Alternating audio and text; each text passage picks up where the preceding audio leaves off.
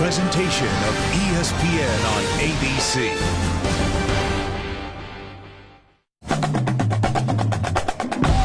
The party just keeps on rolling with Miami. The U has turned this college football season into their own sizzle reel. A week after the beatdown of Notre Dame, Mark Rick's Canes are up to number 3 in the rankings. But when it comes to busting out the bling, they're number 1. Now they're looking for a bigger golden treasure. The college football playoff is in sight. To get closer to it, they have to pass another test. Virginia's proven themselves on the road this year. Today, the Hoos are in the eye of the storm, though. The Canes are looking to stay perfect. Beautiful day with unbeaten Miami, the focus to start our day of college football on ABC, presented by Kay Jewelers. From Hard Rock Stadium here in Miami Gardens, 9-0, now third ranked, the Hurricanes, the meteoric rise this year, and they have become one of the most talked about teams in all of sports. And today, they'll apply that heat facing bowl-bound Virginia. Joe Tessitore and Todd Blackledge with you. We'll say hello to Holly Rowe in just a moment. Back-to-back primetime spectacles and big wins. Yep. And now we get what many would consider a sleepy nooner. But watch out, because that Miami defense is still out on the field. Yeah, this team is starting to look like some of the Hurricane teams of old. And when I think of those teams, I think of speed all over the field and a defensive line that dominates the line of scrimmage. This group is young, they are fast, they are deep, and last week they totally overwhelmed Notre Dame at the line of scrimmage, took away the run game, pressured the quarterback. They've been doing that on a consistent basis, and the thing they've added also is turnovers. That pressure has forced 24 turnovers, and this defense and this whole team is thriving off of taking the ball away. You take the ball away, you get wins, and they have 14 straight. That is the longest win streak in all of FBS. College football presented by Kay Jewelers will continue after this message and a word from our ABC stations.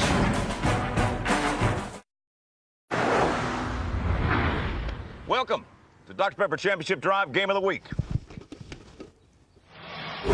Virginia taking on one of the 4 remaining undefeateds as you're watching the ACC on ESPN. It has been quite the scene the past few weeks here at Hard Rock. The crowd is loving it, and boy, do they come out in force, dressed up to enjoy it. The turnover chains everywhere you look.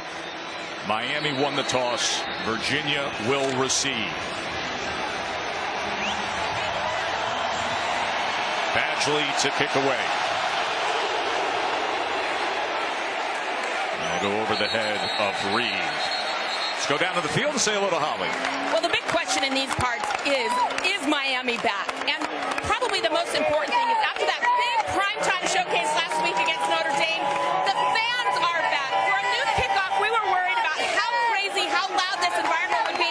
But I'm here to tell you, even though it's Thanksgiving break for many of the students, the Miami fans have shown up. It is loud, it is fun, and they are ready to get their taste.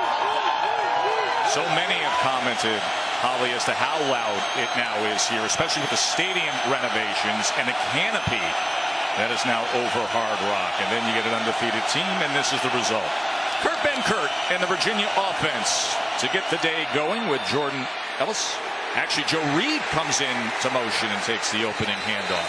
Now, one of the things Virginia is going to try to do is line up in some funky formations, different personnel groups, different movements, to try to take a little bit of that quick step away from the Miami defense.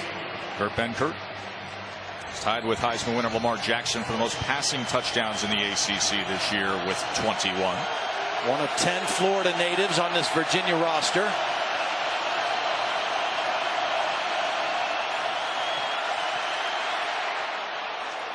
That is complete to Reed. Running back in the backfield with Benkert is Jordan Ellis. He has 6 touchdowns on the year. Zacchaeus can fly, has 2 catches over 80 yards. Jaquan Johnson is Miami's leading tackler. And Quarterman, well, he's in the tradition of other seek and destroy Miami linebackers we have seen through the years. Double nickels on Quarterman, 55 in the middle of that Miami defense.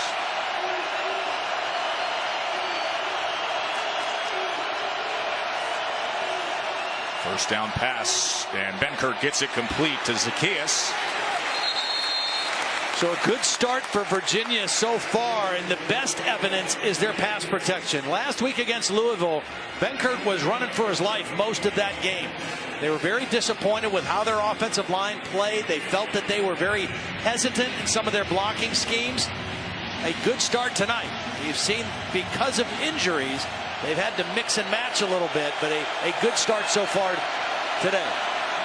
Ellis and Zacchaeus both in the backfield on 2nd and 8. A lot of pre-snap motion and shifting from Virginia.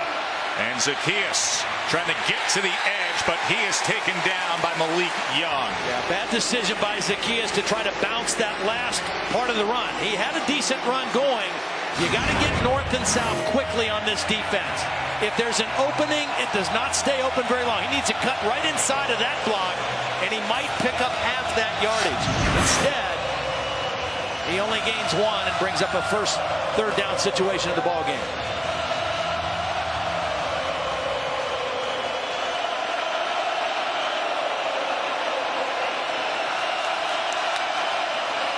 Third and 7. Benkert over the middle. Effort made by Dubois. Beautiful throw. Single coverage. Dubois does a nice job of keeping the defender on his back. You're going to see him coming from the top of the screen. But again, the pass protection. Nice throw away from the defender. And a conversion on third down, but it starts with the protection and a quarterback who looks comfortable on this opening possession. Assis Dubois was well covered, and Benkert couldn't have been more accurate. So a first down past midfield.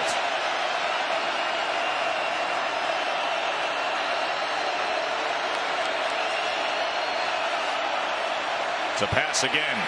Pressure getting after him, and he is tripped up. That was Trent Harris, who leads the team in sacks. Well, Trent Harris got it, but R.J. McIntosh, who is having a phenomenal year, is the guy who created the problem. Watch number 80 right in the middle of the screen get pressure on the inside. He has played at a very high level. He splits 2 blockers, forces Benkert up in the pocket, and Trent Harris gets the sack. But the play of R.J. McIntosh, really the last 2 weeks against Virginia Tech and Notre Dame, has been at a very, very high level. Big man from Fort Lauderdale.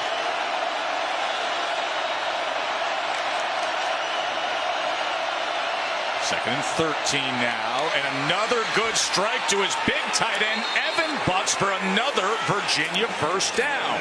Evan Butts is a possession receiver. That's his 26th catch of the game, and it's good timing. Protection and timing. Another accurate throw by Benkert. And there is his wife, Sam Benkert, Kurt's wife, high school sweethearts. Couldn't ask for a better script if you're Bronco Mendenhall, Robert Anai, the offensive coordinator, how they're starting. A little extra effort there from Jordan Ellis. Of course, Bronco Mendenhall, all the success he had at BYU for 11 seasons, and now his 2nd season at Virginia, a team that is already bowl eligible after only 2 wins a year ago. Very disappointed with how they played a week ago against Louisville. They look like a completely different team on the road this week against a better Miami team so far to start this game. And the 9th play of the drive already. 2nd and 7. As it is caught again, and then darting back is Zacchaeus, and he is gone to the end zone. Virginia jumps out in front of the 3rd-ranked Hurricanes. Really nice job and a call of moving the target, moving your quarterback. Watch Benkert's going to roll, and watch the block by Jordan Ellis. The tailback, Jordan Ellis, is going to do a nice job of blocking on Chad Thomas. That gets the quarterback to the edge, and then just poor tackling in the secondary by Miami. As good an opening drive as you can possibly have. Benkert, 5 for 5 passing, 70 yards, and the touchdown strike. Olamide Zacchaeus. Great move to the inside, and it is 7-zip Hoos.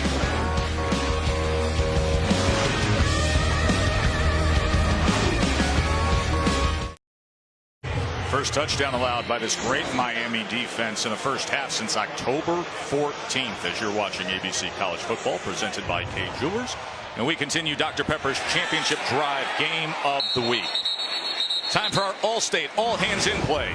Well, Olamide Zaccheaus with his 71st and 72nd catch of the season on this drive. Here he is in the slot, but Miami has been pretty much a man coverage team, but they play zone on this play. And watch what happens after the catch.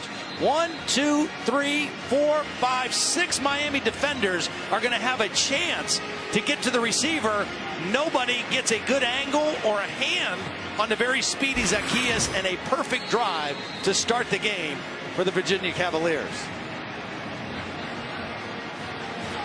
9 plays, 75 yards, flawless quarterback play right down the field against number 3 Miami.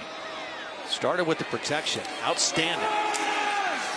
Travis Homer, a yard and a half there. Of course, the quarterback is the junior from Mobile, Malik Rozier.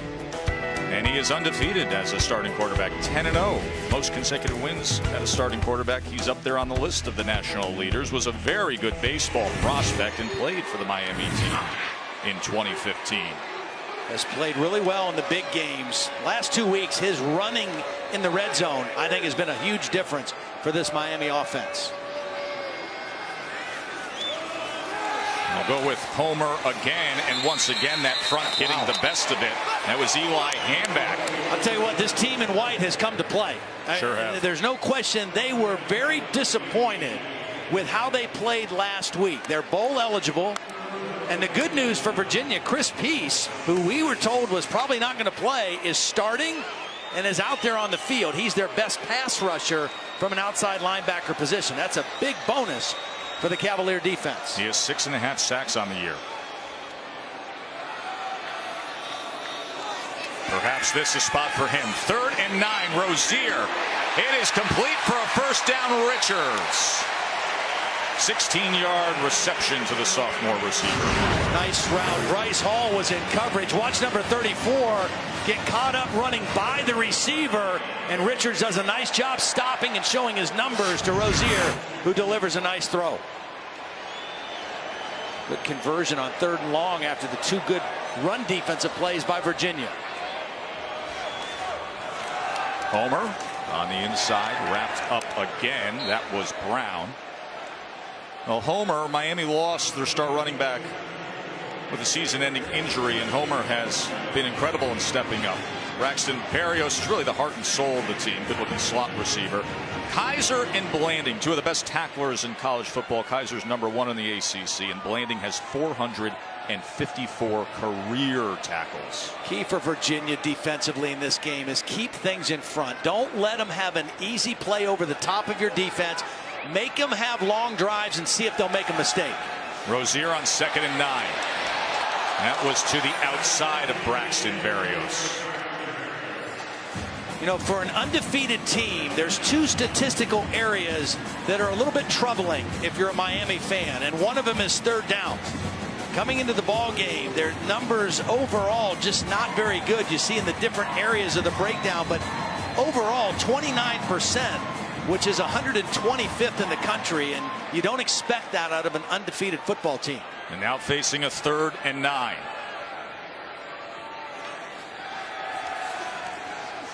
Rozier intercepted by Quinn Blanding, his 4th of the year. Well, beautiful play by the corner, reading the double in route, is going to get a hand on the football and deflect it, and it's going to go up in the air for Blanding. Blanding known more as a tackler in the back end of the defense, but the play by Juan Thornhill, number 21, knocks the ball up in the air, and Virginia with the turnover. College football on ABC is presented by K Jewelers. K Jewelers, every kiss begins with K. And in part by Northwestern Mutual. Northwestern Mutual, we help you live life differently.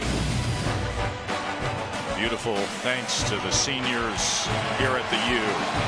They have seen it all. So has this guy, one of the very best defensive backs in all of college football, Quinn Blanding, with the interception moments ago.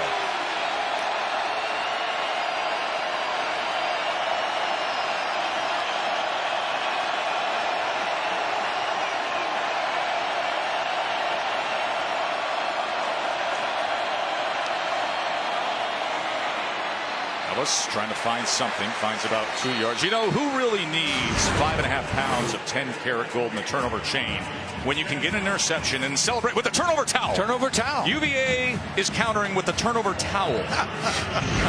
Love it. I don't know that you could dream up a better start to a game than a 75-yard drive. The quarterback goes 5 for 5 passing, and then an interception on Miami's first possession. This is the dream scenario to how to open the game for UVA. 2nd and 8. Here is Ellis out of the backfield as he wiggles his way for extra yardage. You know, there's a couple things at work here, Joe. On the Virginia side, it's a team that was embarrassed the way they played last week, that's already bowl eligible, that wanted to kind of get things going in the right direction again against a quality opponent. On the Miami end, 2 back-to-back incredible games, incredible atmospheres. It's natural, it's human nature to expect a little bit of a letdown on a noon game like this, and Virginia has capitalized so far. Now a 3rd and 3. Home crowd roaring for a stop. Benkert to the outside, incomplete again. Zacchaeus. Ball came out at the end there. Is that a fumble? Yes. Here comes the chain. Michael Jackson will dash to the goals.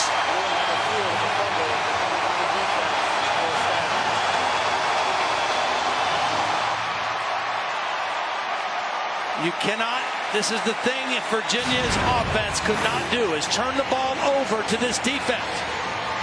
Was his knee down before? No, I think that ball's going to be out before the knee is down and the fumble will stand. The one thing you have to avoid if you're Virginia in this ball game is turning it over, because this Miami team and this Miami crowd has lived off of the turnover all season. It energizes not only the sidelines, but the entire stadium. So Jackson, the first to be adorned with the orange and green sapphires and the 5.5 pounds of the chain. That was self-appointed chain, by the way. Joel Rodriguez did not put it around his neck. Jackson just said, I can take care of my own business. Miami's goal for the season was 25 turnovers, and that was number 25. Rozier, shot downfield and into the hands of Richards. I like it. Mark Richt is the play caller now, the quarterback coach. You get a turnover, you get the crowd in it, take a shot on the first play after the turnover. A little stop and go. They beat Juan Thornhill in a nice throw to the outside by Rozier. Rozier looking for Barrios, but he put it short. It'll be 2nd down as Nelson had coverage of Braxton Barrios. Flag is down. It's back at 33-yard line. Jeff McConaughey, our referee. Foul. Chop block. Offense. Number 24, number 55. 15-yard penalty, first down. It's Travis Homer teaming up with Navon Donaldson. Watch the right side of your screen. Number 55 is engaged. Nope, it's on the other side, left side. It wasn't 55. It was 24 McDermott, 52. McDermott. Homer just trying to help out the tackle on the pass rush. You know, this team only had 1 penalty for 5 yards in the game against Notre Dame and 0 turnovers. And they played about as clean of a game in a big-time atmosphere as you could possibly hope for a week ago. Hasn't been quite so clean so far today. Now the penalty makes it a 1st and 25. And it's Rozier keeping himself, and he is pushed back by Blanding at the 40. You know, Blanding and Micah Kaiser are 2 of the leaders of this defense. 2 guys who decided to come back for their senior year, really bought into Bronco Mendenhall and what he's doing in the program, and they are both excellent tacklers. Kaiser leads the ACC averaging 10 tackles a game, and Blanding is right behind him, averaging 9.6 tackles per game. But they are really, really sure tacklers on this defense.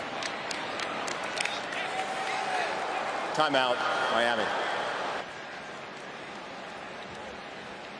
Miami got the ball back. Now what will they do with it? Stick around to find out. Your AT&T Field pass, Auburn coming off their win over Georgia, taking on Louisiana Monroe. On 4th and goal, Brian Williams on the reverse, capping off a 13-play, 75-yard drive. Warhawks have tied it up at 7. This game on ESPN2. Joe, Holly, back to you. Thank you, Cassidy. It is indeed Cupcake Saturday in the SEC, as is the case every year on the schedule. The Bama awaits next week. 2nd and 20.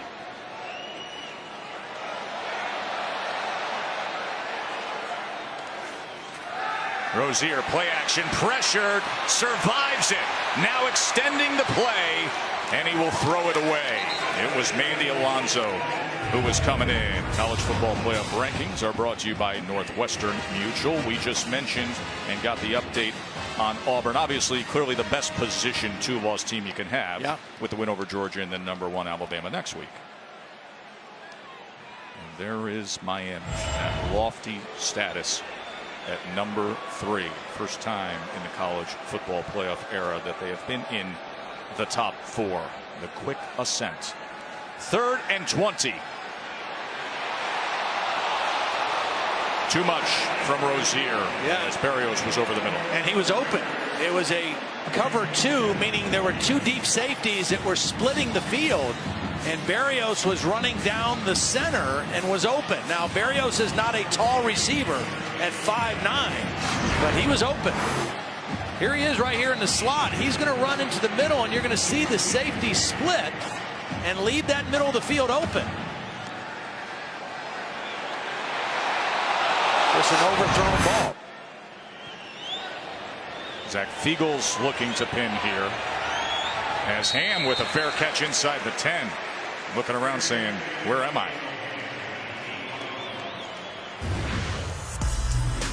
Kurt Benkert, well traveled in his youth, but finished up here in Florida. Went to ECU and then transferred. And as we told you, in July of 2016, married his high school sweetheart. Dad's a tattoo artist. And obviously dad and son have a very good relationship. There he is in the orange hat. Well, he's off to a heck of a start. 7 for 7. Looks very calm and very comfortable against this Miami defense. It's 2nd in the nation in sacks per game and tackles for loss per game.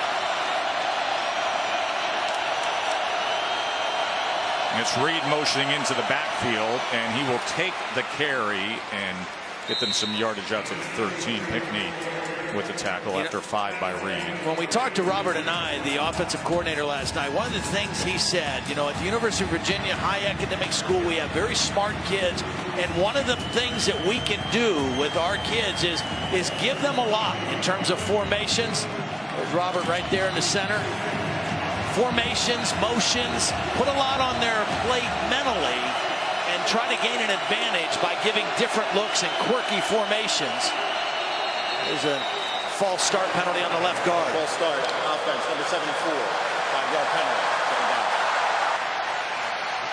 You know, you just have to play a clean game if you're Virginia. They already had the turnover after the completion. Penalties like that when you're ahead of the chains at 2nd and 5. Now you back yourself up. Those are the kind of mistakes you have to avoid against a top-ranked team like Miami, particularly on the road. These are the situations that Miami defense and that defensive front gets geared up for.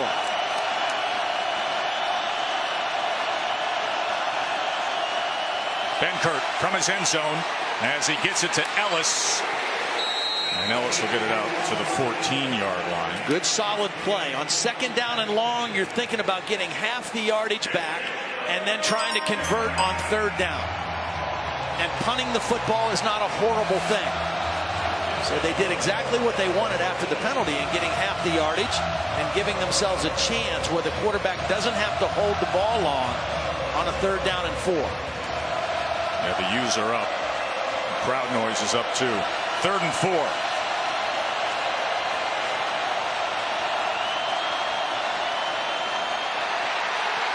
Right in the heat of it, and he gets it complete for a 1st down. Benkert stood right up to it for 11 yards to Atkins. Wow, that's courage now. This was a delayed blitz by the middle linebacker, Shaq Quarterman. And Benkert knew he was going to get leveled. He gets just enough on this throw. No follow through at all, but was able to snap it off just enough to get the completion with Quarterman bearing down on him. That is a gutsy play by the senior quarterback. He has been so impressive early on here against this fired-up crowd and this overly athletic Miami defense. Another job of moving the target. Wide open man. Wide open Joe Reed. Cuts back. Who's rising? UVA. Wow.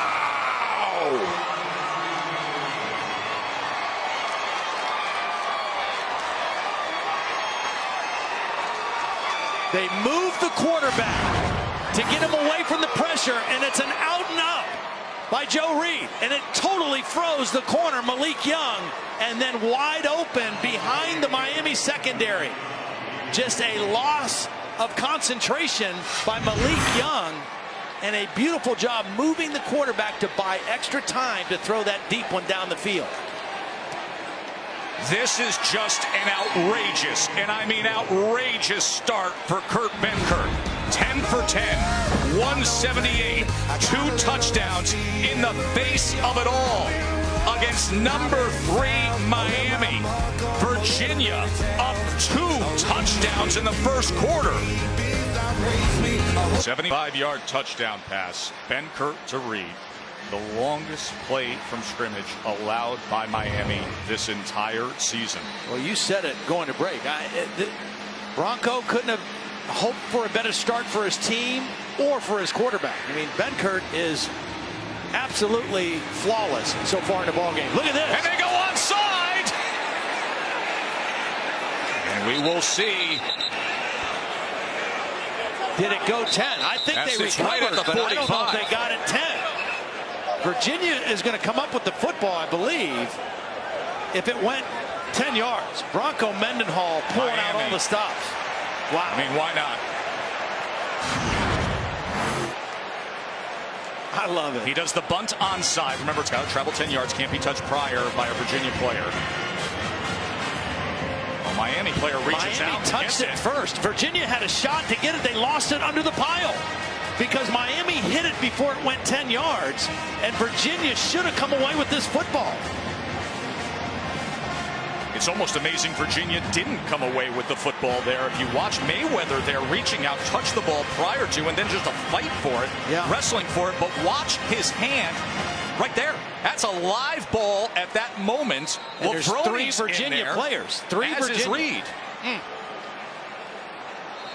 Well done by Miami, coming away with it.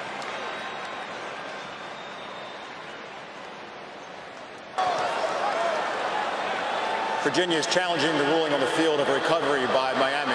Timeout. Andrew Panucci's the replay official upstairs. Of course, we have our rules expert here, Bill Lamagnier. Bill, what will they be looking for? They're going to look first, obviously. If the ball goes 10 yards, it's immaterial. But the ball did not go 10 yards. But it was touched by a Miami player. Miami player touches it. Now we're eligible for the kicking team to recover the football. The other possible thing they'll look for, and I didn't see any illegal blocks, but before Virginia's eligible to touch the ball, they can't take out any Miami players. So they'll look for 2 things. I didn't see any illegal blocks, but they'll look for the touch. But Bill, Virginia is challenging the call on the recovery. So what would he be wanting them to look at? I think the rule ended up ruling on the field was they ruled that possibly Virginia touched the ball first. Replay will look at it and should determine that Miami touched it first, and they should turn the ball over with a recovery. I thought Virginia was recovering the football. I mean, it looked as clear as day that that's what was happening. So Bill's saying, Bill, in your estimation, if they see that it was Miami who touched it first, you think this will be Virginia ball? They'll turn the ball back over to Virginia. That's the left hand of Mayweather, number 21, who hit the ball first. And there's Virginia converging on the football. It looked like Lavroni, the wide receiver, was in there. Virginia saying, hey, listen, this should be our ball because they touched it first. It did not go 10 yards, but Miami touched the ball first. So it doesn't matter. The 10 yards doesn't apply. The only other possible thing is, in our recovery, do we have indisputable video evidence of the recovery? Do we actually see that player pull it in? That's interesting that you say that, because on first glance, you heard us on the broadcast say it's hard to believe they didn't come up with it, but yet you can't necessarily confirm. Let's see if Lavroni, he purposely doesn't touch it. Look at him going with the alligator arms. And then you see the hand of the Miami player touch it, but can you see undisputable video evidence of a recovery? At that moment, that looks like a Virginia recovery. It looks like it. That looks like both Nelson and Lavroni are controlling the ball, and then a Miami player comes in. So what we need to know is, on the field, did they claim a Miami recovery of the ball, or are you saying it's because of the 10 yards that they're... The officials, I believe, ruled that Virginia touched it first, so that way it becomes Miami's ball. Okay. That should be reversed. This is indisputable video evidence.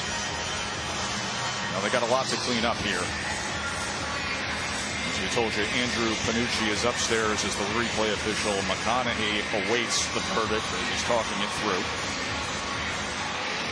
Well, I love the call, though, by Bronco Mendenhall. I mean, his team has come ready to play. Let's hear what they came up with. After review, the ruling on the field of recovery by Miami stands as called. During the kick, illegal block.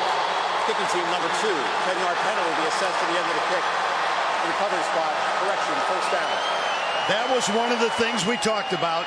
Replay could also review the potential for an illegal block before they were eligible to touch the ball.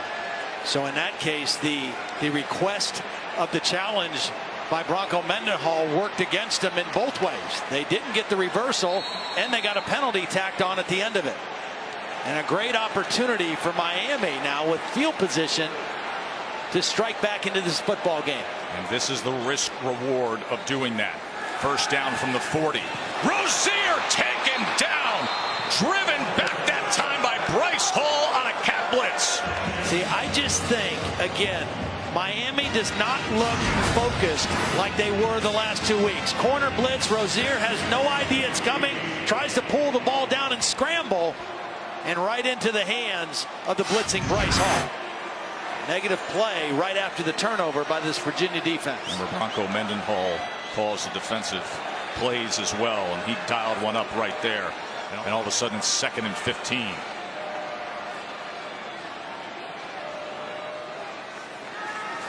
And he's coming after him again. Downfield, looking for Thomas. Short throw helps out Jeff Thomas. This is a case of a receiver knowing where the ball was and a defender, Thornhill, not. 21's in good position. A little bit of a push off there, but by the time Thornhill looked for the ball, it was already in the waiting arms of Jeff Thomas. Now, was it a clean catch?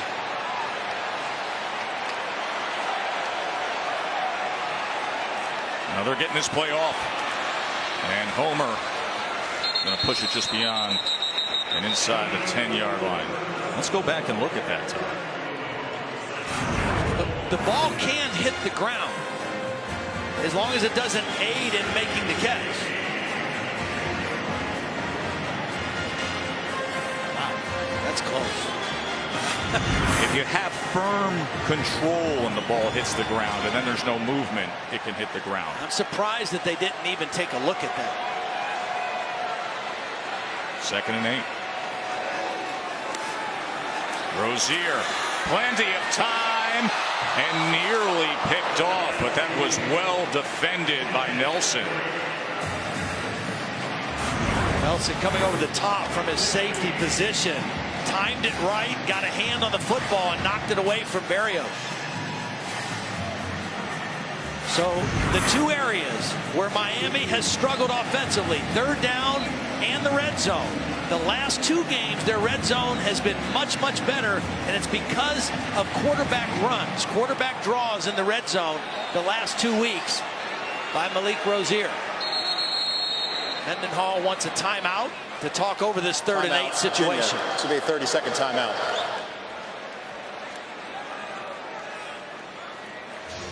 Again, the red zone numbers have not been good overall for the team, but the last 2 weeks ago against Virginia Tech, quarterback runs.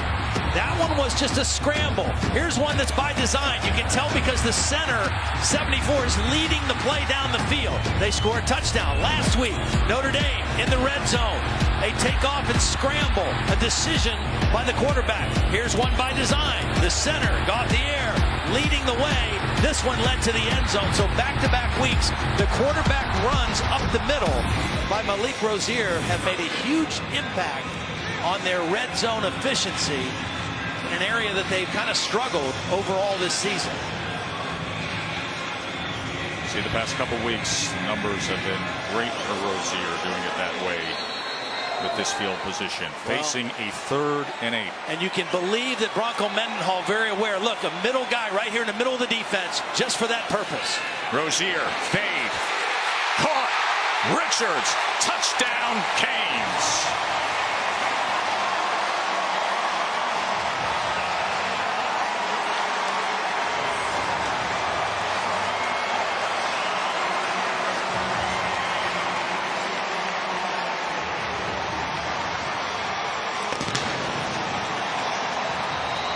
Well, that's a beautiful throw and catch. Richards is a 6'1" receiver. You throw that thing up and let him vertical and go catch the ball. Beautifully done. And I'll tell you what a great response by Miami. They get the onside kick recovery, take advantage of the short field time. Yeah, they weren't able to take advantage of the turnover, but they were this time. Beautiful throw, outside shoulder, up in the air. Almost impossible for a cornerback to defend. Receiver sees it, high points it. Can't stop that. And Miami draws within 7.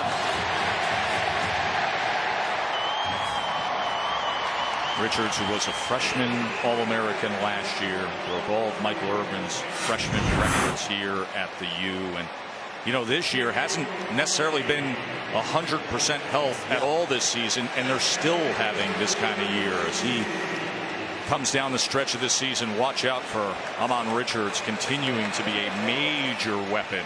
Yeah, missed the first 2 games with a hamstring injury. And his numbers are down, but boy, does he gives them another weapon on the outside, that's for sure, when he's healthy.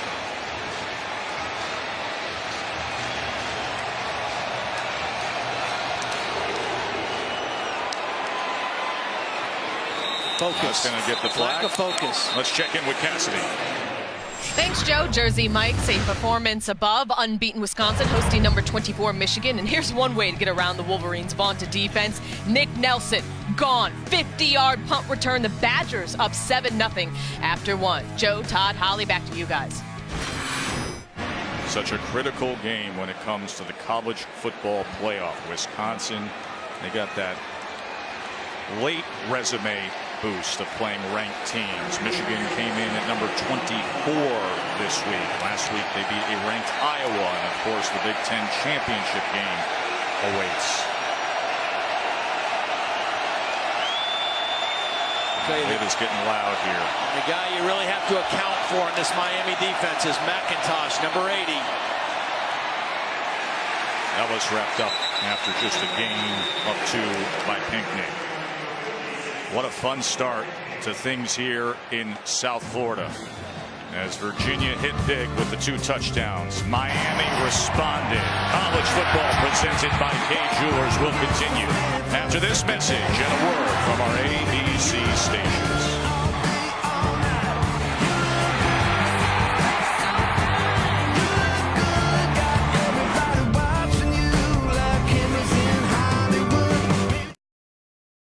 Virginia with a touchdown lead against undefeated number 3 Miami as we get set to start the second quarter. Big plays to find that first quarter. Virginia jumped out 14-zip. Kurt Benkert has been sensational so far. Again, their philosophy, get half the yardage on second down if they can. Benkert checks down, And gets it to Evan Butts, his tight end. Pacific Life game summary. Get you caught up to speed. Well, Benkert, as you mentioned, now make that 11 for 11. And he just looks comfortable. Last week against Louisville, I thought he got flustered. He left the pocket too soon. The pressure got to his head. Today, he's been very calm. 3rd and 3, another completion and another first down. Andre Lavroni. See, if they don't gain positive yardage on first down and they have 2nd and long, they're thinking, let's just get half that yardage back, give ourselves a chance on 3rd down, and see if we can convert. And so far in the ball game, because of the way their quarterback has played, they've been able to do that. Jordan Ellis is going to be tackled for a loss. Quarterman was in there. Holly? Well, Todd, you used the word comfortable when it looks to Virginia, and there's a reason for that. They flew in yesterday from Virginia, and the first thing they did is come here and practice. They wanted to get the kids comfortable to this environment, being here on this field and know what to expect. And they haven't missed a beat. They're making a number 3 Miami team look very uncomfortable in their own building. Sprint right. Benkert pressured and had to throw it away. His first incompletion of the day. Chad Thomas was getting after him. Yeah, Chad Thomas and Quarterman, who they've been bringing on some delayed blitz action. Good decision. Got to get rid of that football. So Benkert started the day 12 for 12 and now faces a 3rd and 13. Now they're 3 for 4 on 3rd down, but this is a tough situation here. Again, the first priority for Benkert is to take care of the football. No more turnovers against this Miami defense that has made a living on it. 3rd and 13. Miami stunts up front, checks down to Ellis. Ellis to midfield, will be short of the necessary yardage. Picks up 9 that time. And that's okay if you're Virginia. Now punt the football, see if your punter can drop one inside the 10 and let your defense play with a long field behind them. Good job by Miami getting some negative yardage plays early in the drive and forcing the kick situation. Lester Coleman's a good punter. That guy, of course, is Mr. Reliable. Braxton Berrios will set up his heels at the 10 as Coleman will try to pin this. Reverse rotation, looking for the fair catch is Berrios, and he does so at about the 12. Now, this is a fun way to start a college football Saturday in South Florida. Had to detour, so we're gonna be late. Holiday road. Get on the holiday road in a Honda Pilot. See your dealer for great holiday deals during the Happy Honda Days sales event. Keeping a friendship alive for 200 years requires mutual respect, genuine affection,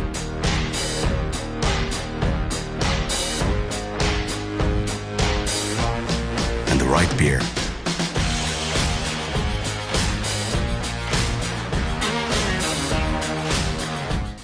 It's been 60 years since I came up here to watch football. I've seen a hurricane that rocks and a tide that rolls. I've seen hustle, perseverance, and heart. I've seen a bowl of cotton that's anything but soft. Some call it hard work, determination, or grit. I call it blimp-worthy.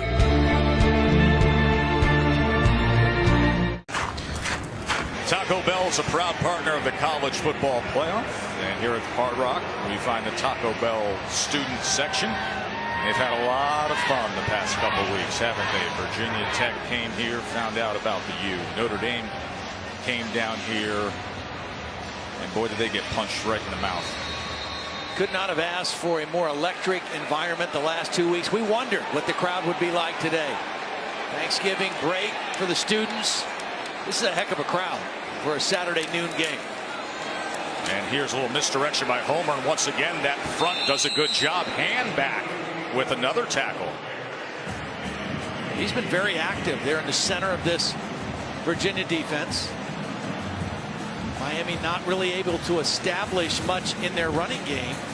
Coming into the ball game, averaging almost 180 yards a game rushing, but so far, Virginia's front very stout in the run game. The plays that Miami have made are down the field in the passing game.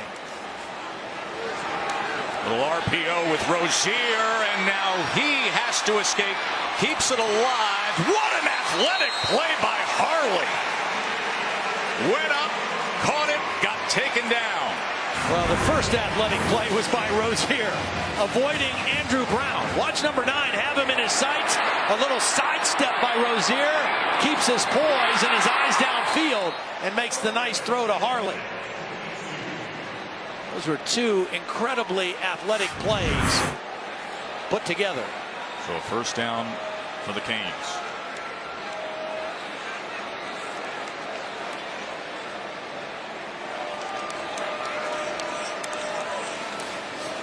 Homer straight ahead. He is wrapped up by Moy. Tonight at 8 Eastern on ABC, it is number 11 USC hosting UCLA, one of the great rivalries in the sport. And of course, this year it plays so well with Rosen versus Darnold, with all the hype for both guys as pro prospects. Mel Kiper puts forth his top 5 NFL prospects, and there are the headline attraction quarterbacks. Expect to see Miami try to get Herndon in the ball game here soon. 2nd and 9. Rozier makes the most of it as he works his way to the 30-yard line, landing and handback with the tackle. The thing I like about when he scrambles is he normally is just going to go straight up the field. He's not trying to dance. He's not trying to make necessarily big plays out of it. He sees a crease and he goes north and south, and it's usually a good decision. 3rd down and 2 is a much more manageable situation. See how they have struggled with their national ranking in 3rd and short, 128th. And here they face a 3rd and 2. Rozier to Richards, and he won't get there. It was Kaiser right on him right away. And the struggles continue for Miami in spots like that. We just mentioned the quarterback going straight up the field, north and south. The receiver needed to do this as well. This is a short throw. Catch it and get going right up the field, and you probably make the first down. But that step backwards by Richards, trying to make it a bigger play than he needed to, caused him to come up short. And then you got Kaiser, who's the leading tackler in the ACC, 4th in the nation. So Fiegel's on to punts, and Ham will have a chance with a return here. And he umbrellas this, doesn't turn it over. A lot of traffic there as he muffs it. Was calling for the fair catch, and there is a fight for the ball. Travis Homer was one of the first guys down there, the starting tailback. They already had the mistake on the onside kick attempt. Miami football. And there's Travis Homer coming up with the football.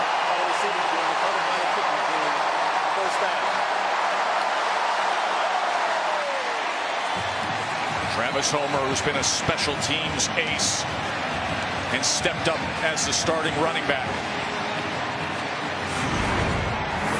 This ball kept drifting away from Ham. You got to kind of, boy, just a mistake. A mistake by Virginia and a capitalized situation by Miami. And I would expect Mark Richt right now to go for the end zone. Take a shot to make a play. Travis Homer getting to wear the chain. How about when the starting running back gets the turnover chain? Yeah.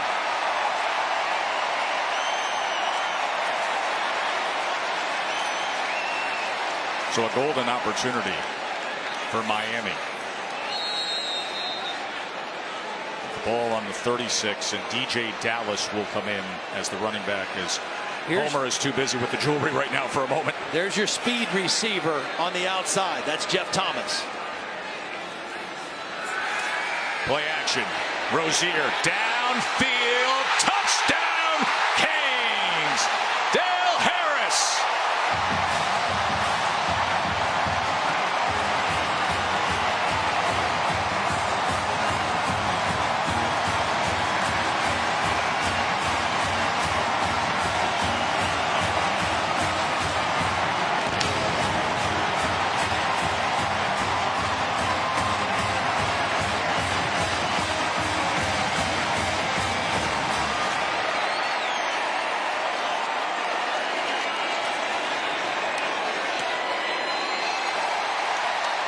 Done enough Mark Richt games over the years to know what he's thinking coming off that turnover. Take a shot. Seize momentum in the ball game again. It was set up by another turnover. This Miami defense and special teams turning the game around. The turnover chain. Joel Rodriguez, the keeper of the chain.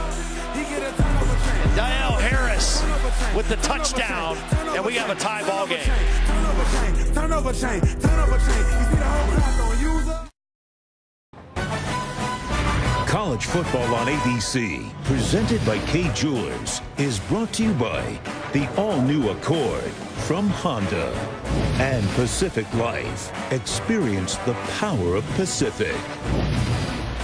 A.J. Machado, the creator of Miami's turnover chain. That was A.J.'s jewelry in Cutler Bay. He's making smaller ones to sell now, right? He is. Made Jackson the big one for the team. and Homer have earned 2 turnover chain moments so far today. We have a touchback here and a tie game. Cassidy. Joe, Arkansas needing to win their final 2 games to be bowl eligible. Up 7-0 on Mississippi State. Nick Gibson fumbles, recovered by Briston Guidry in the end zone, and number 16 Bulldogs down 14-7 in the second. Joe, Todd, Holly, back to you. And Mississippi State may still be looking in the rearview mirror of what could have been last week against Alabama. Virginia had a 14-zip lead here against undefeated number 3 Miami. The Canes have roared back. Well, you can't make mistakes. Your margin for error is very slim if you're Virginia, and Miami has capitalized on those mistakes. Here's swinging out of the backfield to Ellis. Flag down. Flag is down back at the 18-yard line. Personal foul. Roughing the passing. Defense number 99. 15-yard penalty. First down.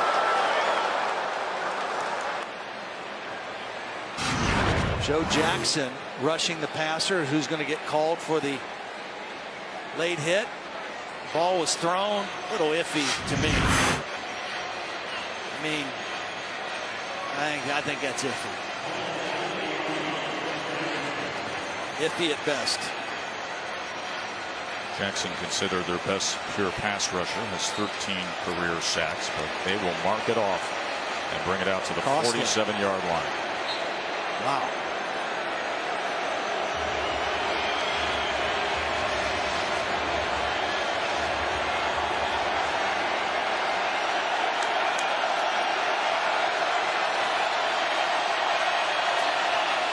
They're going to run Reed again on the sweep, and he gets it just short of midfield. Reminder, Tuesday on ESPN, it's the college football playoff top 25 rankings at 7 Eastern.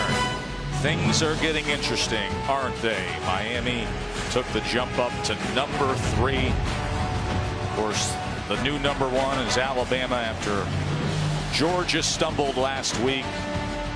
Wisconsin right now leading Michigan in a critical game in the Big Ten. Virginia has one receiver that has the speed to run by a defender. That's Lavroni. He's up here on the top of the screen. Ben Kurt will check down to Zacchaeus, and he is met about 2 yards short of the line, as Johnson was the first to get there. 3rd and short for the Hoos.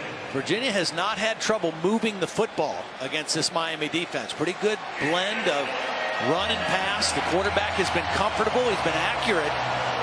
But the mistakes in their kicking game has led to 2 short fields. And Miami has capitalized on those short fields. 3rd and short now. Virginia 3 for 5 on 3rd down in the ball game. Big back is Peacock, with Ellis flanking him to the left.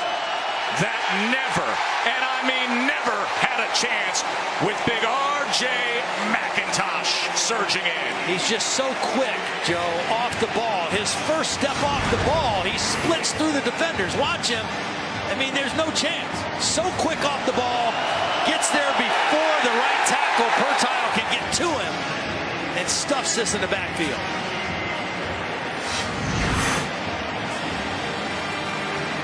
So Coleman on the punt again.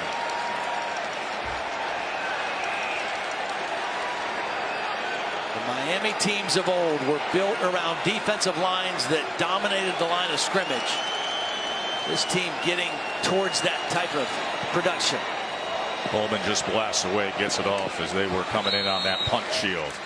We got a good one down here at the Hard Rock, all tied up with UVA and the Canes.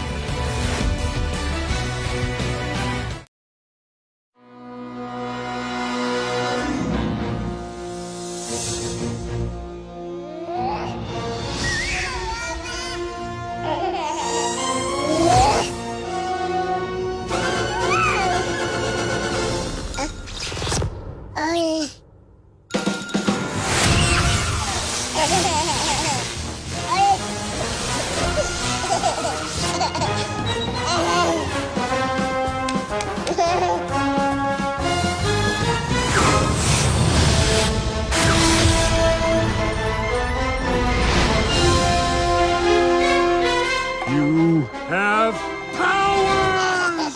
Yeah, baby!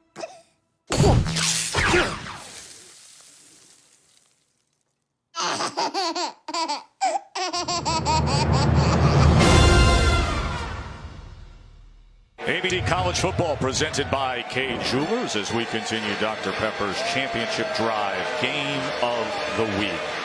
All tied up between Virginia and Miami. Did you know that we have academic excellence among us today, Todd? The Campbell Award finalists have been named. Micah Kaiser and Braxton Berrios for the prestigious academic Heisman are finalists. Tremendous honor. Both will be honored in New York on December 5th. $18,000 postgraduate scholarships.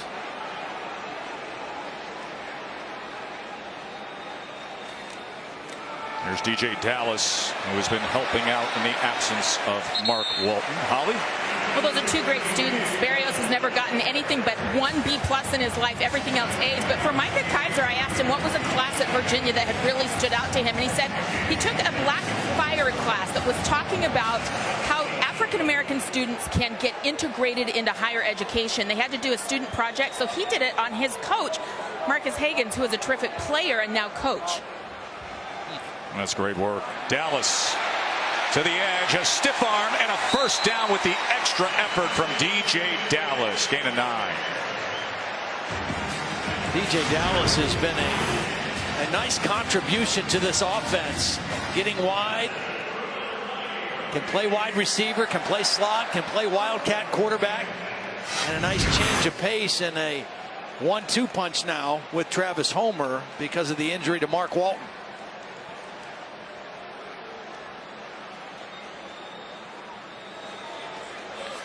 Travis Homer sheds the turnover chain that he just earned out there on first down.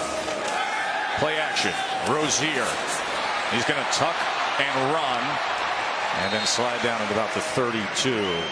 Time now for today's Aflac trivia question. We just heralded Micah Kaiser for his academics, of course, leading the ACC in tackles for the 3rd straight season. And we ask you, who's the last ACC player to do that? Leading the league in tackles for 3 straight seasons.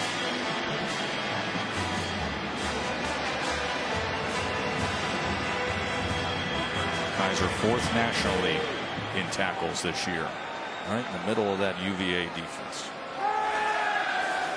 2nd and 5. The slant was thrown behind Harris. Sure was. Brent Nelson, the safety, was in coverage and he was beaten on the play, but the ball was thrown behind. That was 3rd down situation for the Hurricanes. 2 of 5 today. You know, even though they won 41-8 a week ago, they were 2 of 13 on 3rd down.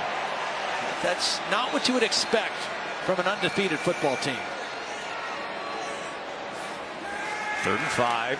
Sprint near side. Quick out, complete. That's what Berrios does best. Good route runner. Security blanket for Rozier. And a nice job by Mark Richt moving his quarterback, getting him off the spot, getting him out in some space. And for the Berrios, that was the 5th time they've targeted him, but the first time he was able to come away with a catch. And it's Brenton Nelson, starting safety. Grabbing his right hamstring. He leads the team in interceptions. Former walk-on who earned a scholarship and has had a fine looking start to his career. He's originally from here in Miami, moved up to Orlando, played some high school ball there, and then made his way to the DC area. And he's an important part of what they do in the back end.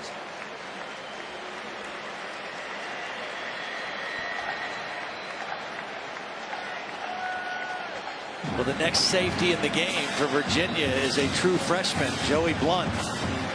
Dad was a former safety, Tony Blunt, back in the late 70s for the Cavaliers, but he'll be coming into the ball game now, number 29.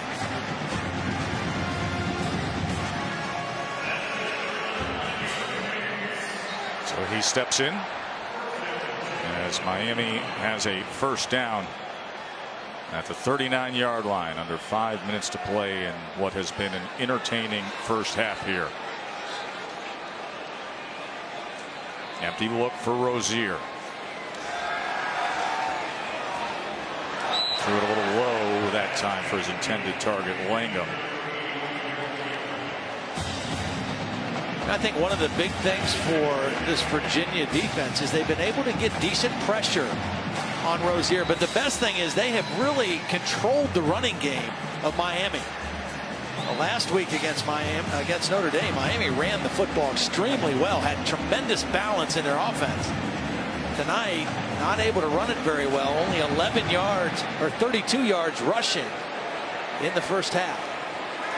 2nd and 10, pressure off the edge, complete to Berrios again. Now, we asked you moments ago, and looking at Micah Kaiser, he's leading the ACC in tackles for the 3rd straight season. Who's the last ACC player to do so? That was our Aflac trivia question. The answer? No, the all-time leader in college football history in tackles, Luke Kuechly from BC. About 6 years ago, of course, has gone on to become the NFL defensive MVP. That's good company that Kaiser is keeping.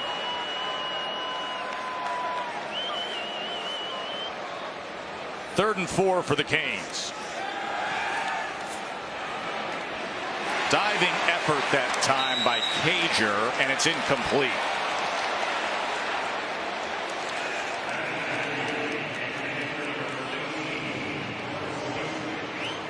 Wasn't a real accurate throw by Rozier. It was a little bit off the mark on that quick hitch route. Ball was bobbled, little contact. Punt situation now for the Hurricanes. Remember, Ham struggled last time out there, had the muff that was recovered by Travis Homer.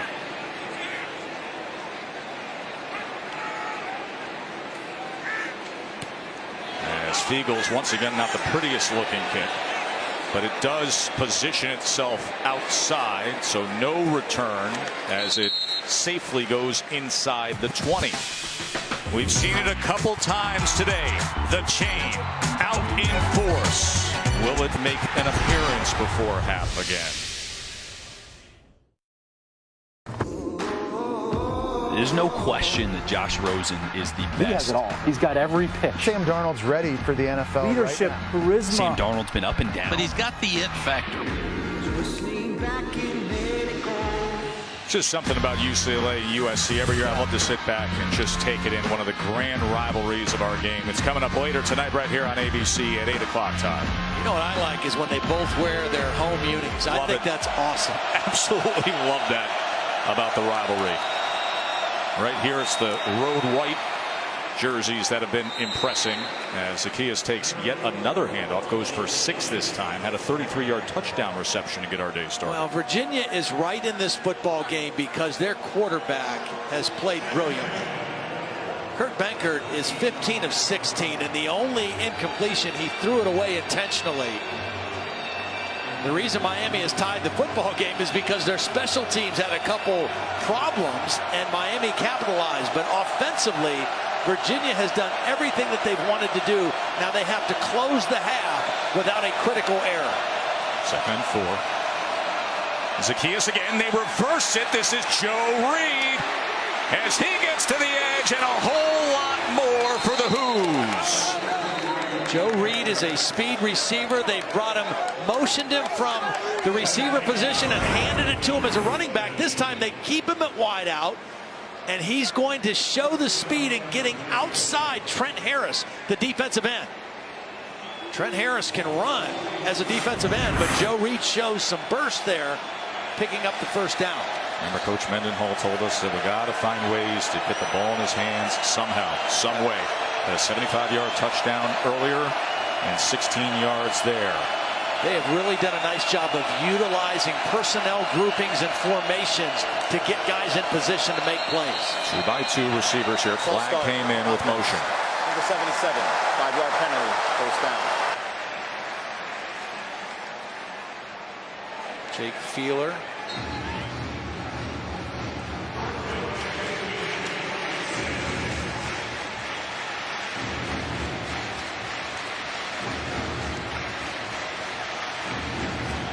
Again, with the way Miami has played this year, forcing turnovers, the feeding frenzy that causes for their team. If you're Virginia right now, minute 40 and counting, you've got to get to the locker room without a critical error. Bronco Mendenhall is calling timeout.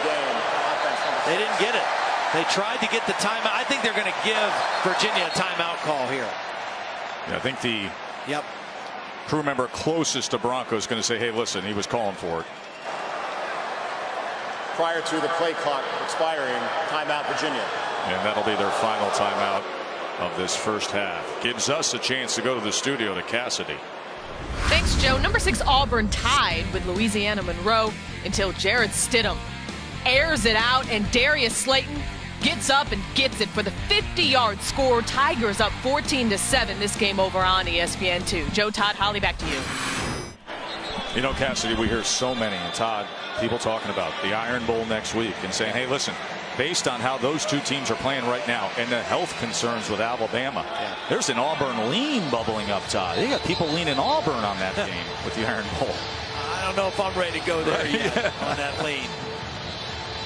But it should be a heck of a football game.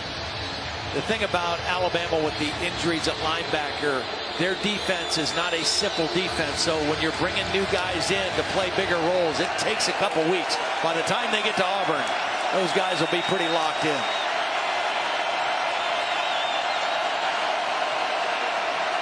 They're going to counter Zacchaeus here. What a nice play call as it was well blocked out to the 45, 9 yards there. Reminder, don't miss the Capital One halftime report. That is set to come your way here on ABC as Kevin Agandi, Mac Brown, and Booger McFarland get you up to speed on Wisconsin, Michigan, set the table for the rest of the day. Virginia out of timeouts now. That was a heck of a first down play. Another penalty, though.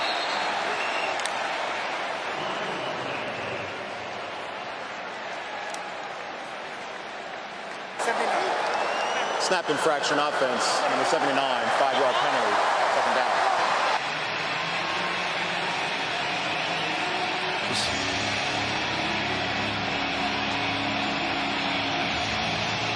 Miami has 2 timeouts. Depending on what happens on this second down play, they may choose to use them to try to force a punt situation. Ben Kurt steps up. Now he's going to pump and run and then pushed out by Quarterman. The reason you've got to take care of the football if you're Virginia here. Last week against Notre Dame, this was right before the half. 22 seconds left in the half. Trajan Bandy, the freshman, stepped in front, took it to the house, and the route was on. This is a team that has thrived on turnovers and creating big plays and momentum plays. Third down, they're looking for that right here. 3rd and 5. Pressure coming up that B gap. Gets it off and gets it complete. Dowling into Miami territory. 22-yard reception. Remember, no timeouts for Virginia. 50 seconds remain here in the first half. Miami has run into a hot quarterback. They're going to be glad that Kurt Benkert has to go to the locker room at halftime because he has been near flawless in this first half. Very confident, very comfortable, and slicing up this Hurricane defense. Benkert gonna take a shot downfield. Lavroni got it. Did he complete the process of the catch? No! say it came out right at the end.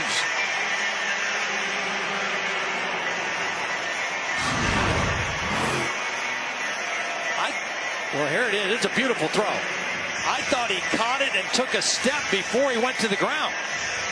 He has it. 2 feet are down. That's a catch. The ball doesn't come out until the end of the play. Bill Lamagna, our rules expert. What do you got? You hit it right on the head. The 3 components: control, inbounds. Ruling on the field of an incomplete pass is under further review. And you've got to take and do something common to the game. Those steps were common to the game. Touchdown. Yeah, that is a beautiful throw by a quarterback that could not play any better than Kurt Benkert in the first half. Benkert, unbelievable. If he'd have been going to the ground with the first step, incomplete pass. Right. But those extra steps completed the process. And we gave you, and these guys will have, as good a look, Bill, right, as you can possibly have. I mean, that is as good a look as you're going to get of seeing what you just described. Exactly. The steps following and completing the process of the catch. So it becomes a moot point, is what you're saying, once these steps take place, because he's not going to the ground following the security of the ball. No, there was not an immediate hit. He was not. He took 3 steps. Yes, immediately going to the ground. This should be reversed to a touchdown. We talked about Lavroni is the one guy who could run by defenders, and he did. After further review, the receiver maintained possession through the catch. Touchdown. And look at this scoreboard now. 30 and look at the sidelines of Virginia right before half. We talked about last week right before half the turnover. How about a touchdown with under a minute by the visiting team to steal momentum to go to the locker room? Unbelievable effort by the Virginia offense here in the first half. How about that throw by Benkert? Remember, his only incompletion of this first half was just the throwaway. 310 yards of total offense in the first half for the Virginia Cavaliers. Last week, they had under 300 for the game against Louisville on the road. A completely different looking Cavalier offense today. Undefeated Miami, number 3 in the country, with Virginia coming into town after really the heavyweight main events of the last 2 weeks here at Hard Rock. Virginia Tech and Notre Dame. We came on the air. We say, be careful of the sleepy nooner. Yeah. This team is wide awake here, Virginia. It's unreal. You know, and we talked to their coaches last night, and they said, they were very honest. They said, you know, our goal was to get to 6 wins, get bowl eligible. But these guys had not been to a bowl game. They hadn't had a lot of good things happen to them. We reached that pretty early, and we exhausted so much energy in our comeback, exciting win over Georgia Tech that we did not recover emotionally or mentally before we went to Louisville last week, and they played poorly. Well, they've recovered today so far in the first half. This is a focused team that has had a plan offensively and defensively and have executed extremely well. They're up on their toes on that Virginia sideline as Delaney will kick away. And Thomas will take a knee. Benkert, 17 of 18, 262, 3 touchdowns, not a bad. Well, he's been so comfortable and calm in the pocket. He's been accurate, and all 3 touchdowns have been special. This one, he gets to the speedy receiver. Some bad angles, bad tackling by Miami helped. This one, the out and up, on the move, delivers the strike to a wide open Joe Reed. And then moments ago, rolling to his left, perfect drop in the bucket to Lavroni. Outstanding first half of throwing the football. Nearly flawless against the Canes. Never make assumptions, folks. College football. Week after week. 21-14. Miami's going to get the ball to start the second half. The issue is with the Miami defense. And Manny Diaz has got to figure some things out for that unit in the locker room here at halftime. The Capital One halftime report is next after this message and a word from our ABC stations. To the Capital One Halftime Report. In South Florida, we've seen the turnover chain come out twice, but it is Virginia led by their quarterback up by 7. Herb Benkirk has been fantastic in the air. Yeah, Miami better look out, Booger. They're used to playing from behind. They're the underdog.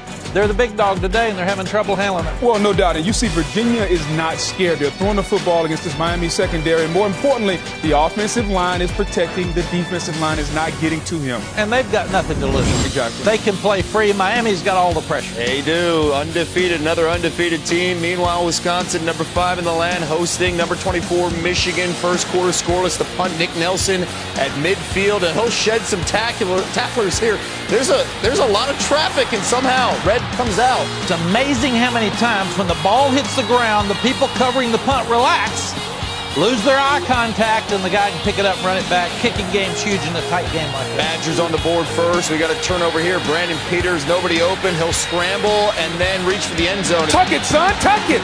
Bill Belichick said it the best. When you get near the goal line, do not try to reach the football. This happens all the time. Freshman mistake. Yeah, we'll see how this plays out. Michigan still down 7-0 as Wisconsin got the ball, and then Peters downfield. Donovan Peoples-Jones, he's the playmaker. Well, the best thing is you can't score in the red zone. Throw deep passes.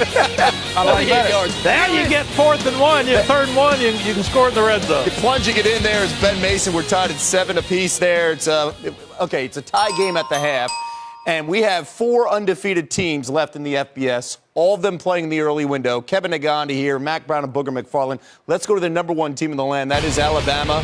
The 3rd undefeated that you're seeing in this highlight rip, and they were 48-point favorites taking on Mercer.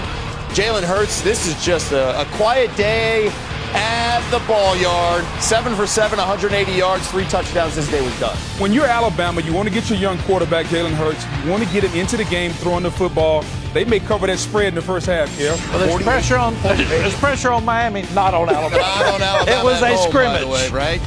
Capital One. Let's take a look here at Jalen Hurts trying to keep his team closer in the top 4. 66-yard touchdown pass to Calvin Ridley. One of 3 scores for Hurts as he's thrown 4 in the first half as Bama currently rolling against Mercer. This is one of those games, though, you got it on the schedule, but you're focusing on the Iron Bowl next week. And maybe Auburn's doing that already, taking on Louisiana Monroe as 38-point favorites coming off that dominating performance against Georgia. On the Plains here, Kerryon Johnson. In a year where there are not many Heisman contenders, Kerryon Johnson is emerging as one. Oh, a week ago you're like, I'm not sure now. You're feeling it, Booger, huh? You have a good performance against Monroe. Yeah, we'll see. Brian Williams going in. And when this game is stuck between Georgia and Alabama, really flat today, they'll win, and this will help them get ready for next week. Stidham, the deep ball to Darius Slayton. Stidham, 176 yards. How about that game, though? 14-7 at the point. Never too soon to talk about the Iron Bowl. The winner, of course, playing Georgia in the SEC championship game. And we'll keep an eye on that Louisiana Monroe contest with Auburn, maybe looking forward to that game against Bama. Yeah, it won't matter. They're good enough to win, but they didn't spend a lot of energy today. All right, Clemson now, number 2 in the land, taking on the Citadel. 200 miles separate the schools. Kelly Bryant airing things out. The Deion Kane, 53 yards. That's good to know. I always wondered where the Citadel was. Good to know it's close to Clemson. That's what we bring to the table, geography. Love it. Bryant's day was done here. 230 passing yards, 3 touchdowns. Clemson coming in as a 47.5-point favorite. They were rolling. There's no doubt. I love the purple unis, though, too. And there is Hunter Renfrow. It's good to have a scrimmage before a big game next week. I call them scrimmages. That's what they are. Nothing right now. That's what they are. Money day for Citadel scrimmage. 4 undefeateds. Here's that 4th one. That is number 15 UCF on the road against Temple. Mackenzie Milton going in for the score. Temple was up 3-0, and then after that, UCF just opening things up. They look really good. Drake Nelson going in right there for the 2-yard touchdown. And Milton again. This is all setting up for that game against USF. Well, you know what? That game is going to decide the American. And if you're Temple, start getting ready to cheer on Quentin Rose. It's basketball season for the Temple Owls. And Central Florida is really good. They started slow, but look up, 31-13. You're locked in on basketball. I appreciate that. We're locked in on the primetime game, the night of the quarterbacks. We'll preview next. The Capital One Halftime Report is brought to you by the Quicksilver Card from Capital One. Earn unlimited 1.5% cash back. every purchase, everywhere. What's in your wallet?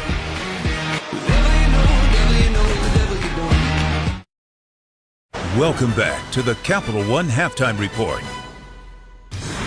Back and Booger back with you. TCU, coming off that loss to Oklahoma, still, though, very much alive in the Big 12 championship. Top 2 teams. Don't forget that. Devontae Turpin going in.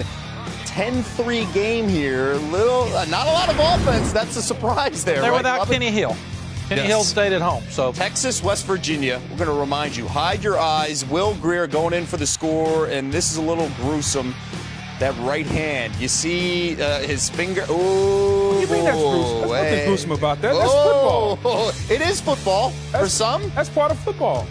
I agree. For some, though, I'd like to give warning out there. Right now, it's Texas up 14-0, and Greer had to go to the locker room. Okay. Well, let me say, losing your quarterback ain't good, bro. No, I get that. Let's just see the fingers. Well, I mean, some of you guys may be squeamish, but listen, I've dislocated this finger and dislocated this one. Some people think I throw up gang signs sometimes. This is actually how my fingers look. You're not saying West Side. That's well, no doubt. Fingers. And if you're Will Greer, it's important so your fingers don't look like this, that you listen to the doctors and you splint those fingers after the game. His ability to throw the football is gone, though. Gone, right? It's gone. But you're old, and they used to not even splint them. They just said, "Let it go." You're 30 years older than me. You're talking about me being old. And you played in the middle where it didn't matter. Your hands were getting hit every time. Quarterbacks. Wow. There's some talent. There's some. And gripping that football, right? That's a big deal there. Yes, that dislocated finger. But for West Virginia, their 102nd defense to start with. Sam Ehlinger came in, 8 of 10 passes, 2 touchdowns. Texas looks like they're good. And again, when you look at the bottom, there's still a percentage chance for the Mountaineers to make the Big 12 championship game, and they're down 14-0. Texas will win away from becoming bowl eligible. We're going to keep an eye on that TCU game, of course, because if they were to slip up, Oklahoma State's chances and maybe a Bedlam rematch in the Big 12 championship. That's something to keep an eye on and focus. Meanwhile, let's go to the Big 10. Number 23 Northwestern hosting Minnesota. Jeremy Larkin up the middle. Touchdown for purple. This was all about Northwestern's offense. Yeah, man. I mean, the boat's not being rowed today. Boat is sinking. Thorson. Yeah, Pat Fitzgerald's done a great job. It's kind of quiet, but they'll beat some people they're not supposed to and then dominate some other people like this game.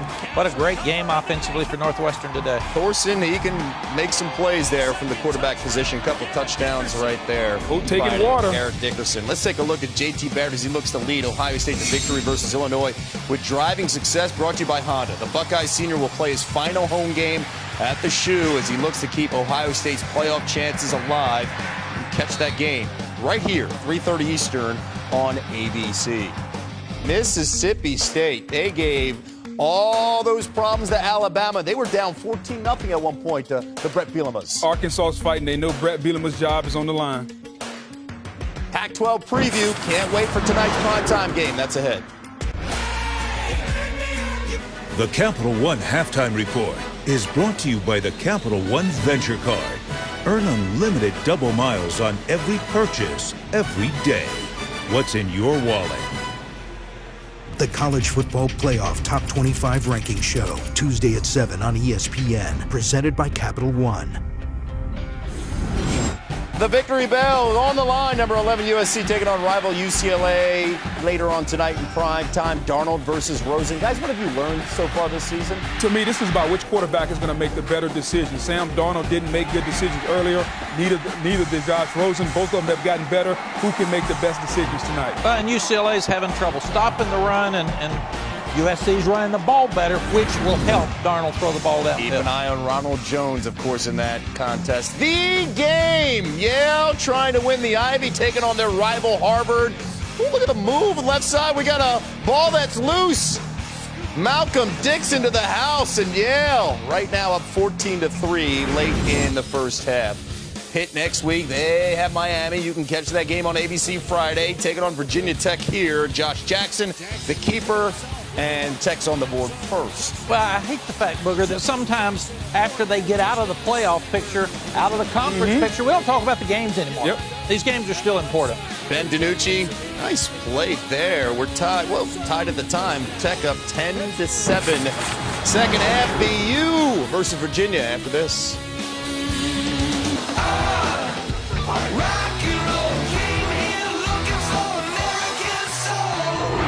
As it is caught again, and then darting back is the kick.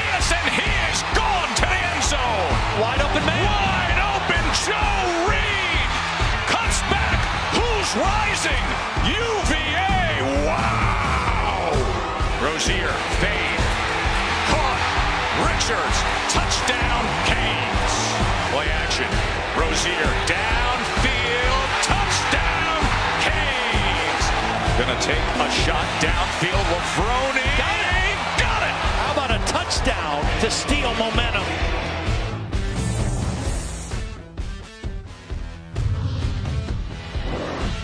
Welcome back to Dr. Pepper Championship Drive Game of the Week. All that sound analysis about the college football playoff. Oh, it's great during the weekdays. And then we play football. And you see scores like this. 21-14.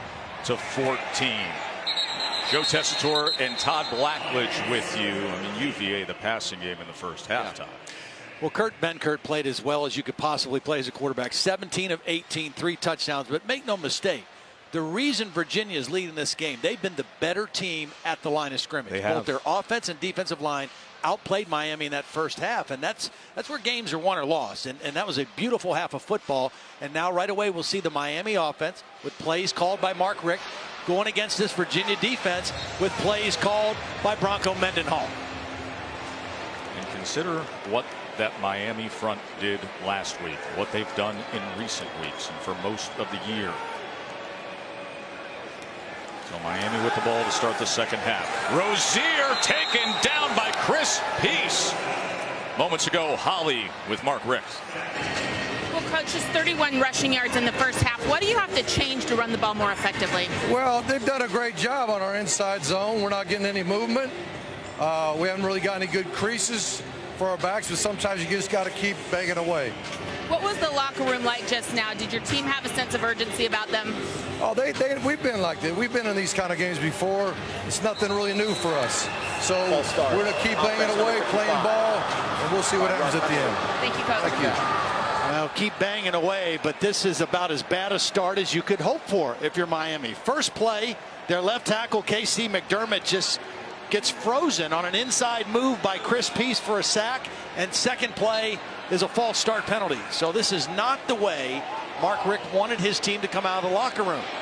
Remember, the only reason they have 14 points is they had 2 short fields to work with after the failed onside and the muff punt. They have not sustained long drives against Virginia. 2nd and 22 as he throws back against the green looking for a homer. It was interesting. Chris Peace, who had the sack there to open up this second half. You see him right there. You talked to the coaches in the last 24 hours. I would say it was leaning that he wouldn't even be able to go today. That's the way they made it sound. But I watched him before the game in warmups, and he was running full speed. He has that left ankle taped. But he has played, and not only played, but played well. No linebacker in the ACC has more sacks this season than Peace. And this is a perfect spot for him. 3rd and 22. They only bring 3. He comes off the edge. Rozier is going to tuck and will be tackled after a gain of just 3. The UVA defense comes out and does their job. Malcolm Cook was in that spy position, ready to tackle the quarterback if he took off, and did a nice job making an open field tackle on Rozier to force the punt. Now Zach Fiegels really back at his own 2-yard line as Daniel Ham potentially could give UVA great field position. Remember, he muffed one in the first half. Led to a short field and a quick touchdown for the Miami offense. As well as a gifting of the turnover chain. That is blocked. Virginia blocks Fiegels. And they will have possession in prime position. It was Snowden coming in. This was not even a full all-out rush. This was an unblocked guy coming from the end. Charles Snowden, a half-hearted effort by Herndon, the tight end, and he gets it. It's not a full rush. Look, they're running to set up the return. It's one man rushing the punter, and he gets there.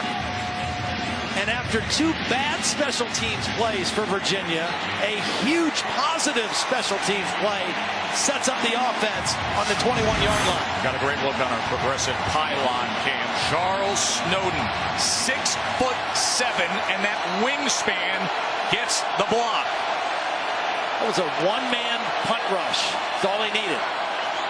And now Ellis is going to be tackled for a loss. Somehow he breaks free before finally being corralled that time by Delaney and Thomas, but it's a loss of 5. Now, they tried to trick him with a formation. They put a couple linemen out wide. Miami was not fooled and snuffed that play out. Meanwhile, Kurt Benkert in the first half. Benkert 17 of 18. 3 touchdown passes. He hit 8 different receivers in that first half.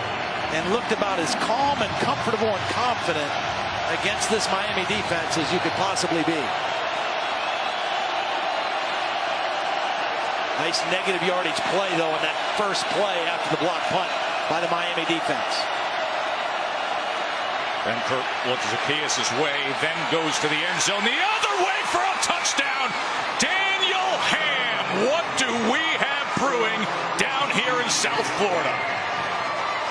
This is an outlet receiver, Joe. He's not even looking that way initially for Ham.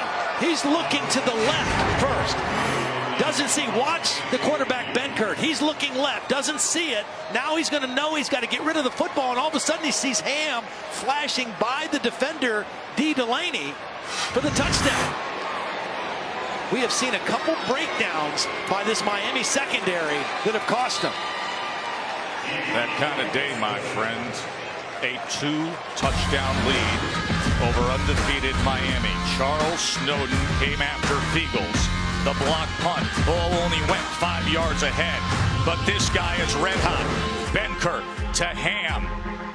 Virginia on top. See college football presented by K Jewelers. Joe Tessitore, Todd Blackledge, Holly Rowe and the crew here at Hard Rock. Number 3 team in the country, trailing by 14. Jeff Thomas on the return, and they could use a good one as he kept his balance and strides out past the 35. Let's go back and look at the touchdown. Now, Daniel Ham is right here, and he is going to be just an outlet receiver running out here. But watch what happens to the Miami defense as the quarterback is looking to his left. Now he's looking at a 3-man combination route over here. The guy who's going to get frozen is D. Delaney on the backside. Watch his eyes stay on the quarterback, and when Benkert turns back, Ham runs right by him, and the quarterback, who has been hot all day, delivers his 4th touchdown pass. A beautiful throw on the move. This guy has been beautiful today. That's as good of a stat line as I have seen this early into a second half. 18 of 19, 288, 4 touchdowns, not a pick to be had, and spreading it to 9 different receivers against one of the hottest defenses in the country. Rozier with the diving effort from Harley, incomplete. And on the other sideline, we're seeing a quarterback in Rozier who's at 50% completion. He's had a couple nice touchdown throws, but he's not been consistently accurate on some easy throws. He's made some of the tough throws down the field, but on some of the easier throws, he's been a little inconsistent today. And then the lack of any real running game out of Miami has really hurt their offensive rhythm. Rozier just one of his last 5. 2nd and 10. Homer trying to find something as he gets it out. One of their best runs. 41-yard line. I mean, this is a running offense that had 237 yards against Notre Dame last week. A very physical run defense. And right now they're at 31 after that positive run on 2nd down. Again, 3rd down, the area of concern for this Miami offense all season. 3 of 8 today. 3rd and 5. Rozier is going to tuck and run, and that cutback will get him the 1st down and a whole lot more. Big chunk play from Malik Rozier.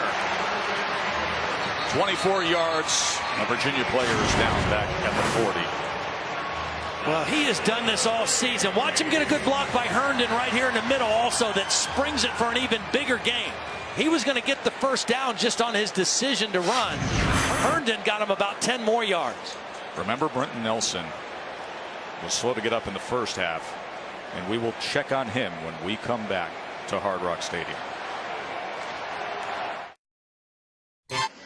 College football on ABC, presented by K Jewelers, is brought to you by Buick, proud partner of the NCAA. Beautiful day here at Hard Rock Stadium in South Florida, but not a good look on the scoreboard for the home team. You know, UVA had lost their last 6 games that they played in NFL stadiums, but they are liking this place right now, 28-14. And the way the roof is and the sun, there is very little sun left on the field. It is almost completely shaded, so it'll be a cool finish to this game. Rozier, the leading rusher now for Miami. He's looking to get it downfield, but Chris Moore got in the way of Jeff Thomas. He got lucky on that one because this was well defended by Virginia. Chris Moore in zone coverage. He's going to release Berrios and drop underneath the throw. Just didn't get turned around in time to jump very well for the football. Got a hand on it. But Rozier very lucky that one wasn't intercepted.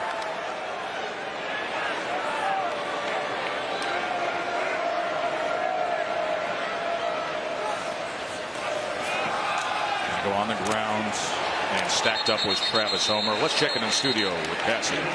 Thanks, Joe. Texas, West Virginia over on ESPN. Sam Ehlinger, look at this play. As he's going down, just flings it. And Kenny Robinson says thank you and heads 94 yards back the other way. Cuts the Longhorns lead to 7. Again, this one over on ESPN. Joe, Todd, Holly, back to you. Thanks, Cassidy. West Virginia will have Oklahoma coming up. That could be an interesting one as well. 3rd down and 9 now for Rozier and the Canes. Here's a corner blitz again. They pick it up. Rozier downfield. What an effort from Braxton Berrios. 24-yard reception. 1st and goal Canes. They tried to run Micah Kaiser underneath it, kind of like a Tampa 2 defense. Watch the linebacker. He's in position to make a play, but he has no idea the ball's being thrown. And Berrios slips right in front of him for the catch. Time to cash in to the end zone. Touchdown, Cager!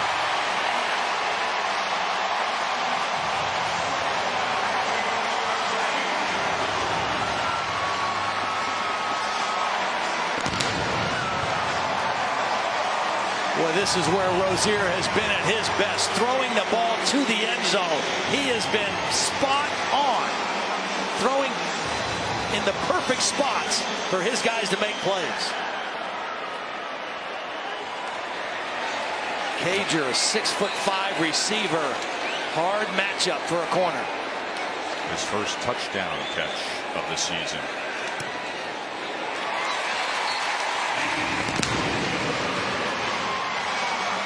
After UVA comes out and went up by 2 scores. Rozier, beautiful ball to cut it back to a touchdown. Home of the New Year's Six and the College Football Playoff. ABC College Football presented by K Jewelers as we continue Dr. Pepper's championship drive game of the week. And is it ever when you look here in the second half and see the number 3 team in the country trailing at home. They took care of business, though, in the red zone again moments ago. Now, what a beautiful drive by Malik Rozier. We've talked about Kurt Benkert.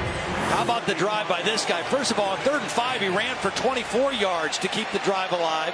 Then the beautiful throw to Berrios to get him into the red zone.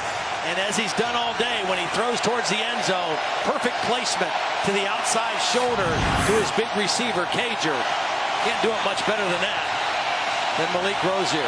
2 touchdowns in 2 trips to the red zone today. It has been defining the recent success. Number 3 Notre Dame down. Notre Dame couldn't get it done here. Number 13 Virginia Tech couldn't get it done here.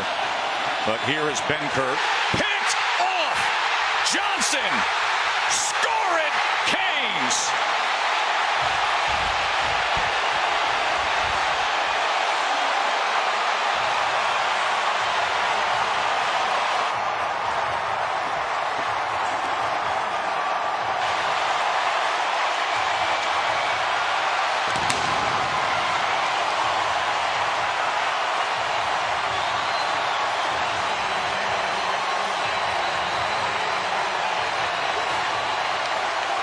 That's the leader of their secondary, Jaquan Johnson. Third game in a row with an interception. This one could not have come at a better time for this team. Timeout, Miami. This will be a 30-second timeout. Watch Jaquan Johnson read this play.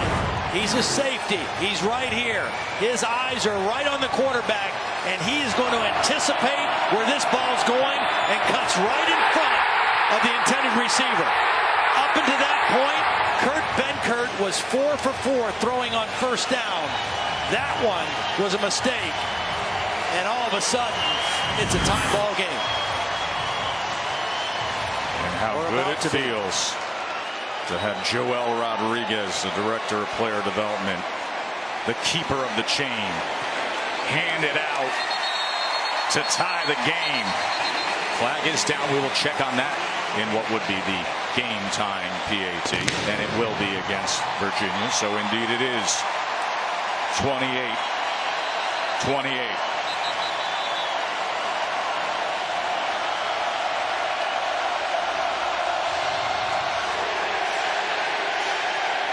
Kurt Benkert had no way of anticipating. Offside defense. That was a flag. No way of anticipating how quickly the safety was going to break on that football.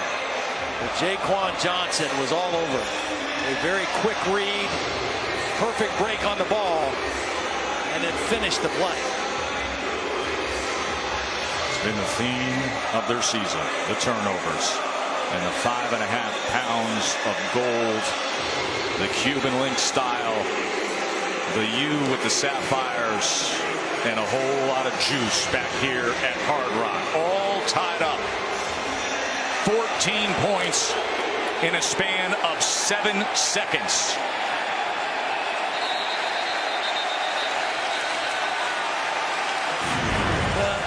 You just feel it. Watch Jaquan Johnson again. Just read this and boom. Right now, goes to the route, steps in front, and they've been doing this all season.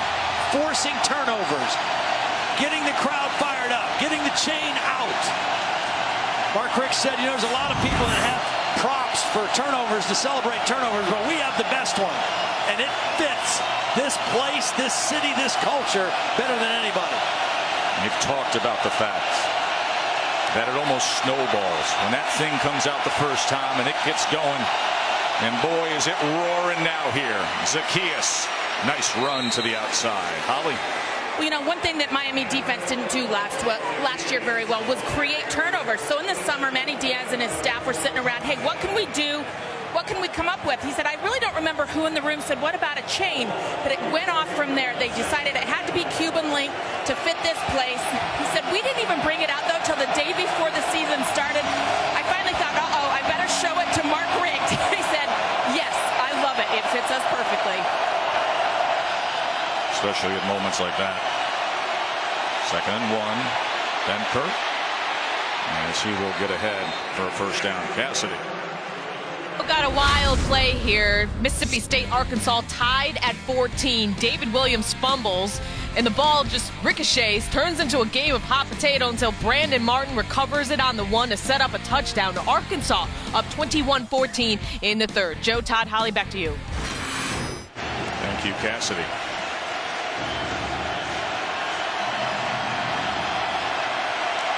This crowd senses it now. Yeah, they're back in it. There's no question. Moments ago, they were down 2 touchdowns. It's tied, and they are right back in it. Remember, they were down 14-zip and then 28-14. And now that front is getting after it. Trent Harris. Well, it was Quarterman, first of all. Blitzing from the middle linebacker position right in the A-gap that forced the back to kind of bounce that. Slowed the play down. And then that defensive front swallowed them up.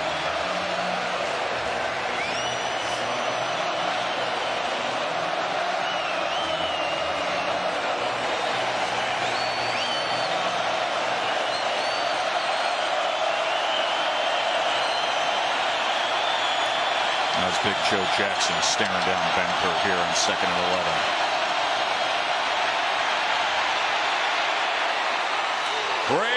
Blocked that time by Ellis, who stood his ground, shoulder to head inside the 40. We've seen this same play a few times. It's the outlet receiver who continues to turn up the field, and a little bit of a lackadaisical effort on the backside by a Miami defender. What a hit by Jaquan Johnson, but Jordan Ellis hangs on to it. Again, it was the outlet receiver on the backside on a kind of an improvised wheel route, and a nice play for the Virginia offense. And with that, Benkert's over 300 yards passing. Of course, the one costly mistake. He's missed twice. One he threw away on purpose, and one he threw that he shouldn't have thrown. And it cost him 7 points. It's amazing to me, just the feel in here, Joe, and the sound in here. On the Rozier touchdown pass, it got loud, but nothing compared to what it was like after the turnover return for a touchdown. That has just become so much a part of, they've embraced that, and it's a part of what this whole place feeds on this year for the Miami football team.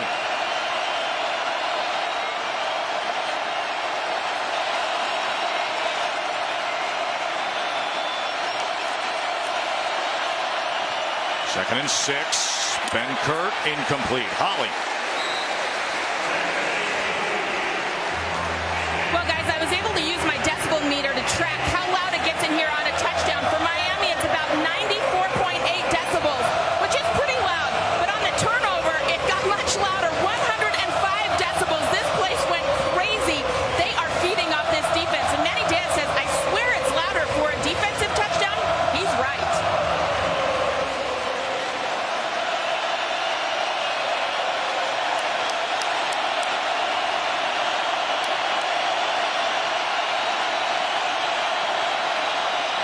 Third down and 6. A little bit of pressure. Picks it up. Gets it. Oh, that should have been caught by Dowling.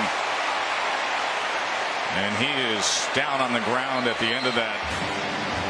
That's Malik Young at coverage. And it is 4th down for Virginia as they will check on Donnie Dowling. Good throw. Good protection. Would have been a conversion. Dowling just not able to secure the catch.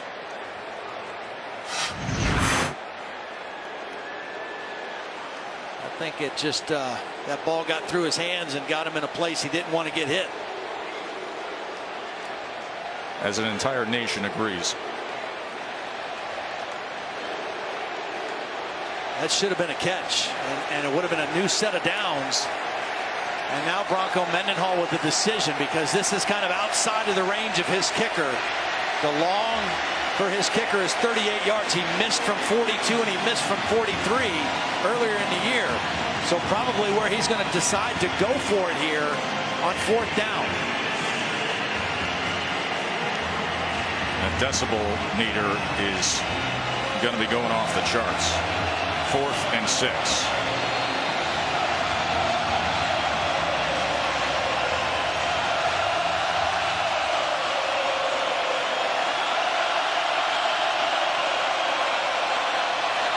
Benkert with time, wants more than 6. And there is no flag. He pushed him down. Oh, I don't know how you don't call that. That was a push. There was no flag. I mean, the ball is in the air, and the defender, Trajan Bandy, is going to push. Trajan Bandy just pushes right there to go for the football.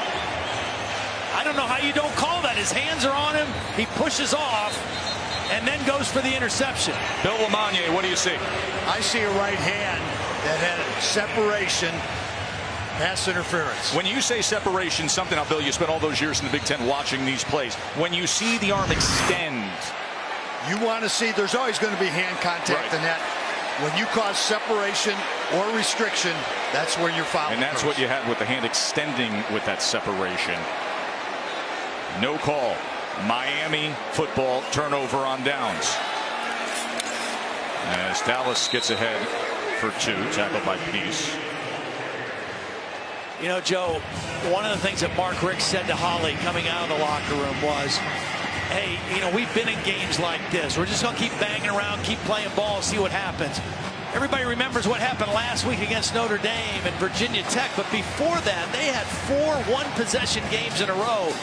In some cases, at Georgia Tech, kind of lucky to even win on a 4th and 10 play completion. So they've been here before. They've had more games like this than the other way. 2nd and 8, right over the middle to the big target. Herndon, the tight end, and he fights for extra yards to midfield. 14-yard reception by Christopher Herndon. First time that they've gotten the ball to Herndon. Good protection, good quick throw. Shows you the strength after the catch by the big tight end. 83 career receptions now. First down at midfield. Dallas going to test that right side. Nice cutback as he gets it to the 45. Virginia safety Brenton Nelson has not returned to the game, guys. They saw him in the medical tent with the right. It looked like a hamstring injury. I did see them put a pad on that hamstring under his pants, but he has not returned. Joey Blunt, a freshman, number 29 out there now. Second time in the game they've had to do that. They get it to Michael Irvin, the son of, and it's another first down for Miami. Quick throws. Nice job by Rozier, just taking what the defense allows, not forcing the issue. Another quick. Oh, boy, was that dangerous. Bryce Hall should have had a pick 6. Yeah, he read this. The outside receiver's going to try to block, but Bryce Hall read it so quickly. We almost had a repeat of what we saw from Jaquan Johnson earlier, because there was nobody was going to stop him from getting to the end zone if he secures that football.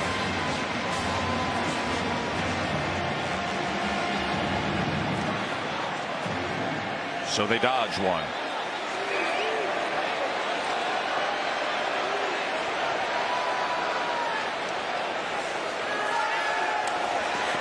Rozier picked off this time by Thornhill.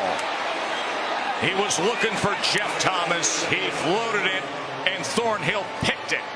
And the only problem I have with Jeff Thomas here, now he's a freshman and he's not very big at 5'10", 175. But if you see this ball is going to get intercepted, you better go fight for the football and help your quarterback out. Big play by the Virginia defense.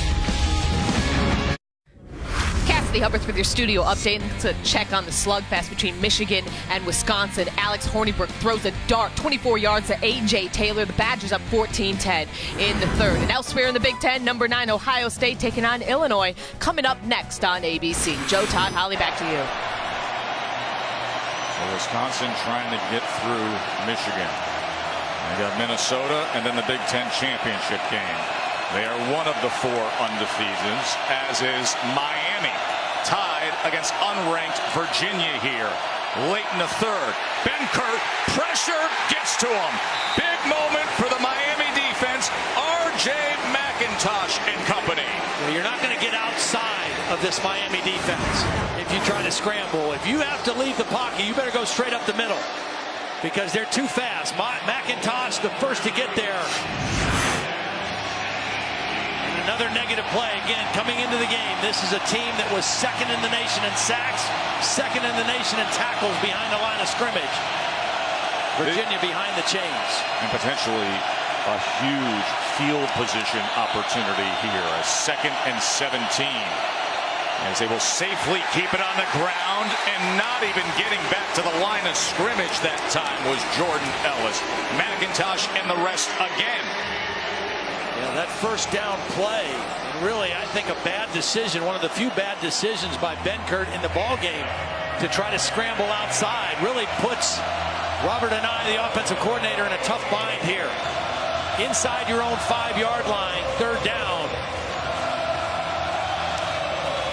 Be smart with the football right here. 3rd and 18.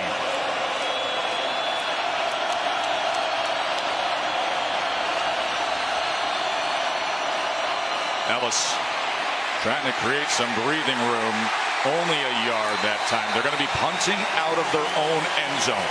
As good as your quarterback has played, I'm thinking you're going to go ahead and throw the football if you have normal down and distance, even if you're backed up this deep, because he's been so good. But that sack on first down just tied their hands, and they couldn't afford to take a shot throwing the football, and now they have to punt out of their own end zone. And Lester Pullman is going to need his get-off time to really get off here. Let's see if they come after him.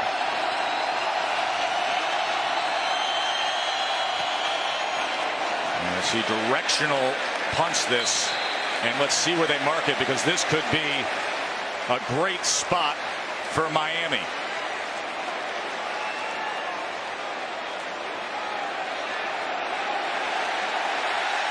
About the 35-yard line. Just a 30-yard punt.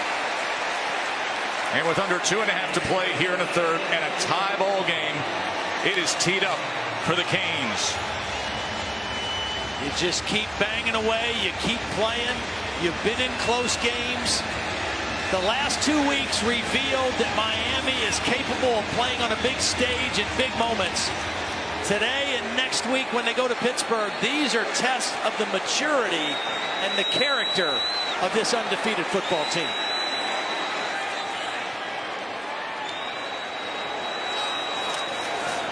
Homer made the first man miss, and then the rest of that Virginia defense gets to him at the 31, including Micah Kaiser. Just not been much room to run for Travis Homer. Where they were up on their toes, dancing a little earlier in this second half.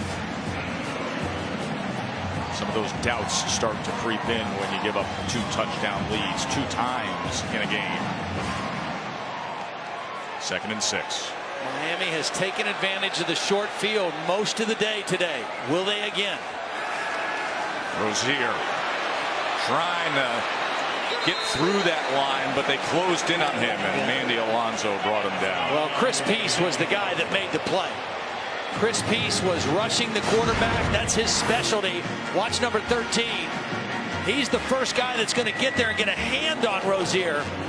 He's not able to pull him down by himself, but he's the first guy to slow the quarterback down. And then Alonso finishes him off. For a guy that wasn't supposed to play with a bad ankle, Chris Peace has had a very productive day. 3rd down and 9. Chance for the Virginia defense after this prime position and the short punt. And they're going to run the ball on 3rd and 9. And somehow Homer made the most of that. Finally, Brown was able to get to him, but he picked up 7 there. Homer runs so much bigger than he is. I mean, he is a physical guy, runs with a little bit of a chip on his shoulder. 195 pounds. That was a hard-nosed run right there. I'll bring on Michael Badgley, who is just an excellent, excellent place kicker. Last week, he became Miami's all-time leader in field goals made. This will be a 44-yard attempt. Snowden back in on this play, too.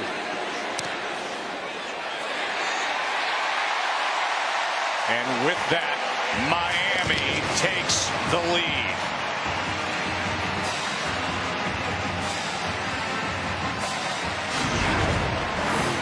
You're happy if you're both teams here. If you're Miami, you're happy that you've weathered this storm, you've fought your way back, and you have finally taken a lead in the football game. If you're Virginia, you're happy because you forced them into a field goal after that bad field position swap after the sack and the short punt. And you got a whole quarter of football to play to try to decide this one. Miami's first lead of the game. 17 unanswered points for the Canes. I thought you made a great point moments ago, Todd, talking about don't get fooled by the last couple weeks. Yeah. Miami's season prior to what we saw against Virginia Tech and Notre Dame was defined by close games. Joe Reed will take a knee, and we will remind you that Week 11 of the NFL begins with Sunday NFL Countdown at 10 a.m. Eastern on ESPN. Who thought we'd ever be saying this? The 5th anniversary of the butt fumble. The crew's going to count down the biggest blunders in NFL history. plus Randy Moss on You Got Lost. I love that segment. And Monday Night Football comes to you with Matty Ice and the Falcons against Russell Wilson and the Seahawks. Well, all of a sudden, Kurt Benkert has cooled off a little bit. He only missed one in the first half. That was a throwaway. He's now 20 of 25, which is still pretty doggone good. But the Miami defense playing with a little different fervor and a little different energy than they had in the first half. Here's Ellis out of the backfield. He makes his way to the 30, tackled by Norton. Manny Diaz, the defensive coordinator, told us he wanted this defense. If they want to look like Hurricane defense, they got to be tough. They got to tackle, create turnovers, and trust each other. They're starting to look like that now in the second half. 17 unanswered points for number 3 Miami. College football presented by K Jewelers will continue after this message and a word from our ABC station.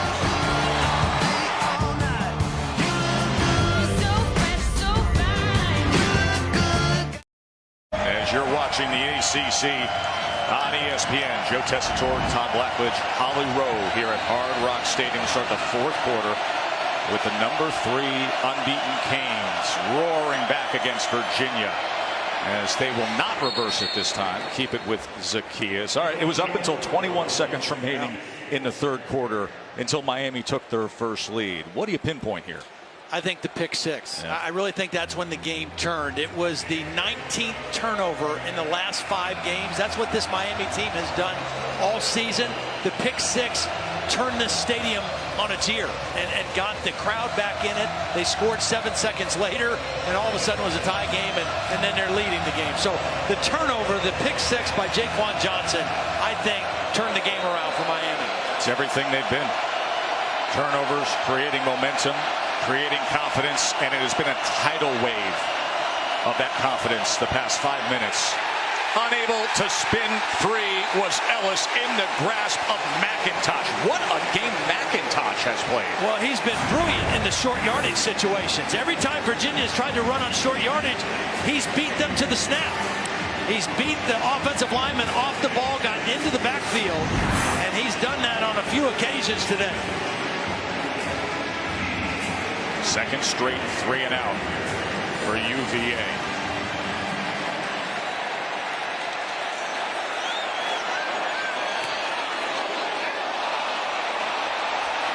Barrios from the 23. Flag is down as there was contact with the punter Coleman. And they only needed 2 yards on 4th down, so they're going to get a new set of downs. Kicker, receiving team number 53, 5-yard penalty, first down. That was a break for UVA right there, as we just said, the back-to-back 3 and outs, and now this.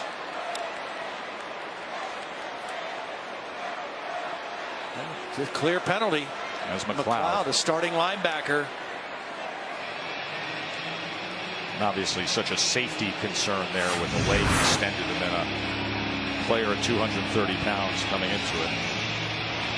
Well, Virginia has to take advantage of that break right now. Their offense had gotten a little stagnant.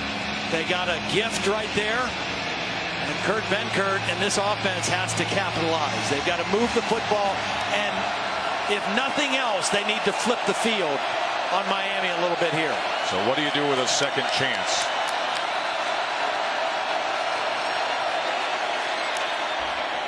Let's check in with Cassidy.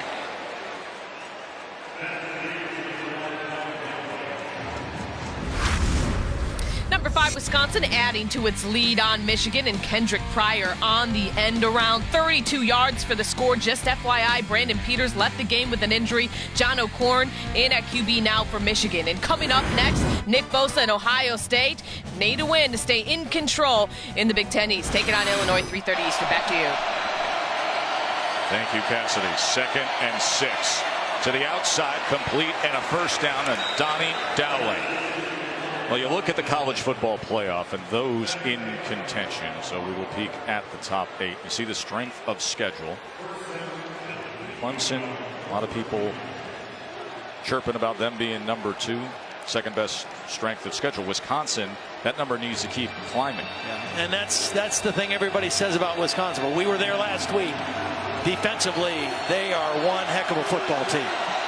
Offensively, they aren't great. Benkert, deep ball on first down and well beyond into the outside of Lavroni. Good coverage that time downfield. Michael Jackson in coverage. It's been a real success story for this Miami defense. Last year, he was not a very good tackler, Manny Diaz told us. And he said to play on this defense in the secondary, it starts with being a good tackler. And he has improved dramatically this season as a tackler and been one of the real pleasant surprises in this secondary. Benkert, what's he going to do? Going to go down. Flag comes down as well.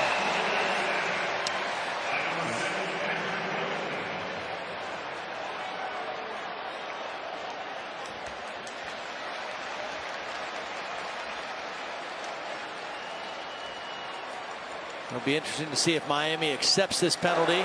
Personal foul, hands to the face. Offense number 74. 15-yard penalty, second down.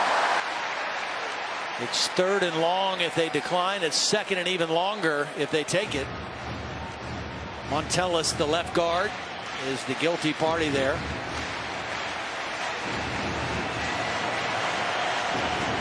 They will accept the penalty.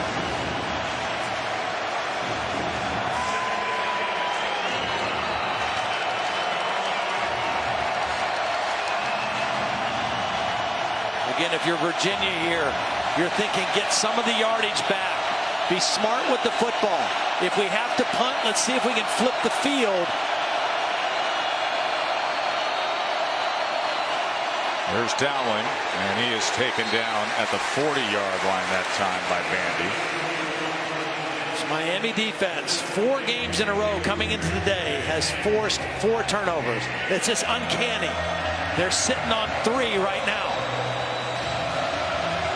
A 4th one in a situation like this could turn this game completely out. No college football team has done it in 5 straight games since 2011. 4 straight turnovers with 4 games. 3rd and 20. And trying to work his way to midfield is Dowling. But see, that's all they really were interested in doing right now. Get it back to the 50-yard line. Execute a punt situation here and see if your defense can get a stop. Remember the last punt situation, they got a free set of downs because of the penalty on McLeod. Jeff Thomas is now the punt returner for Miami. Flag is down as he fair catches it at the 5. Did Miami have too many guys on the field? The NART flag came in. So McConaughey and his crew will get together and discuss this. Remember, it was 4th and 10.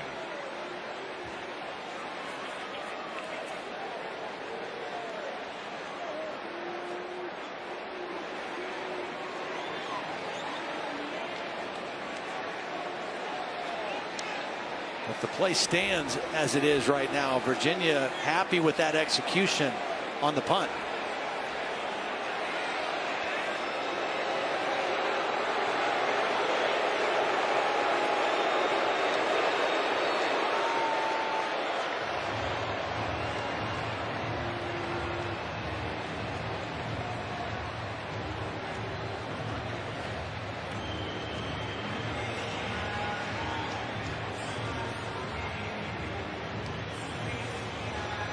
You know, there was a Miami coach on the field when the ball was snapped.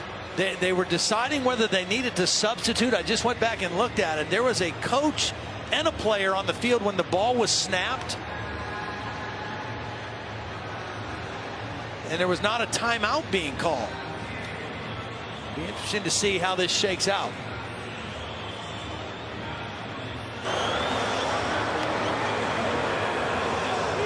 During the return, University of Miami had 2 number 4s on the return team. At penalties decline, first down.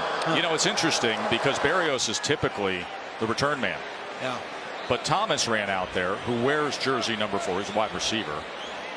And then you can't have somebody who's part of the return team, Johnson, also wearing number 4. And I think that's why the coach was on the field. They were trying to sub one of those 4s out. And they got caught with the penalty. ABC College Football is presented by K Jewelers as we continue Dr. Pepper's championship drive game of the week. Now there is the 2 number 4 jerseys on that last special teams play. And now from their own 5, Homer just a yard there. I think this is the most important drive of the football game for the Virginia defense. Their offense has started to sputter a little bit here in the second half. The Miami defense playing much better. And you've got a chance to give your offense a short field. Remember, in the first half, the reason Miami was still in the game was because of the short field. They capitalized on it. Virginia's defense has to do the same thing here for their offense. Rozier to pass. And it is complete, and it's maybe just short of the sticks as Harris came up with the catch. We've already mentioned the problems that Miami has had on 3rd down and short. I find that so odd. Yeah, it is. Critical situation here, though. Bringing in a fullback. Miami does not play with a fullback very often, but they just brought one in the game for this play. The walk-on Michael Parrott, 240-pound sawed-off fullback at 5'11".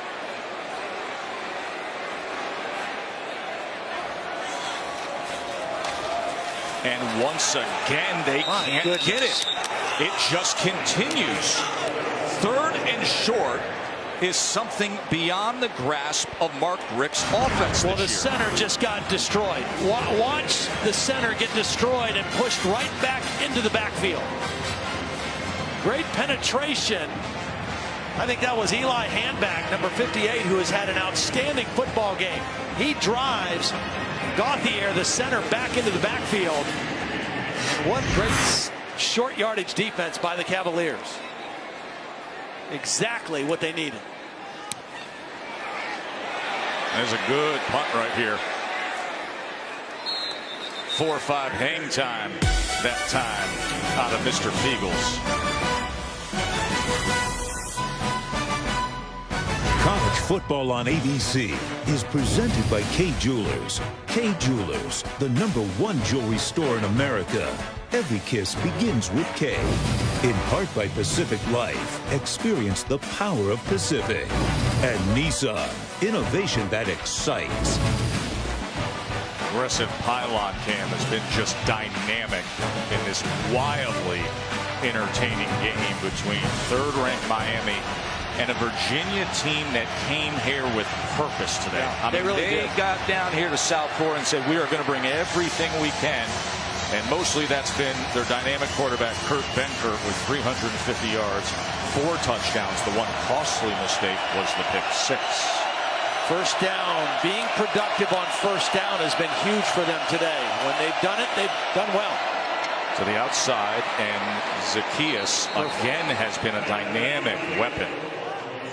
Well, you can see if they can get him the football quickly, he has some bake, some juice to him. He can make some people miss. He can turn a short catch into a bigger play. And a very productive first down play. Again, this is an offense that last week against Louisville only managed 277 total yards. And they're sitting right now at 413.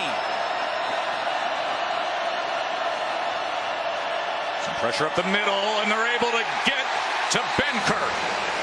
That was Johnson, who had the pick 6 earlier, flying in from his safety spot. This is a bad job by Jordan Ellis. He should have been picked up. Jordan Ellis right here is going to be responsible for the safety blitz, and he just does a bad job. He turns his shoulders, and he doesn't square them up. That's his poor pass protection by Jordan Ellis, and it cost the Cavaliers with a negative yardage play. And with that, a 2nd and 16.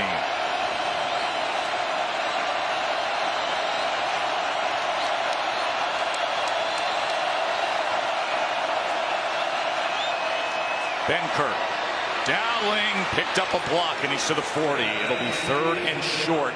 13 yards on that 2nd and 16. Just smart football. You know, don't get greedy. Get the ball out of your hands, try to get part of that yardage back, and give yourselves a fighting chance on third down. Virginia only 4 of 10 on third down, but that play is huge because 3rd and 3 just gives you a lot of options as opposed to 3rd and 13 or 3rd and 10. That's what Benkert has done on third down today. Virginia. They're going to use a timeout here. They're facing a 3rd and 3 under 7 minutes to play with unbeaten Miami when we return. Kurt Benkert has been spectacular today. I want to go back to a play in the first quarter, a third down play. He knew he was going to get hit, and he delivered the ball on target and threw a touchdown the next play. But that third down conversion and that toughness, I think, sent a message to his whole team that we came here to play today. He has been spectacular, and he's been especially good on third down as he faces a critical one right here. These are the moments. 3rd and 3. I think this is 2-down territory also for Virginia.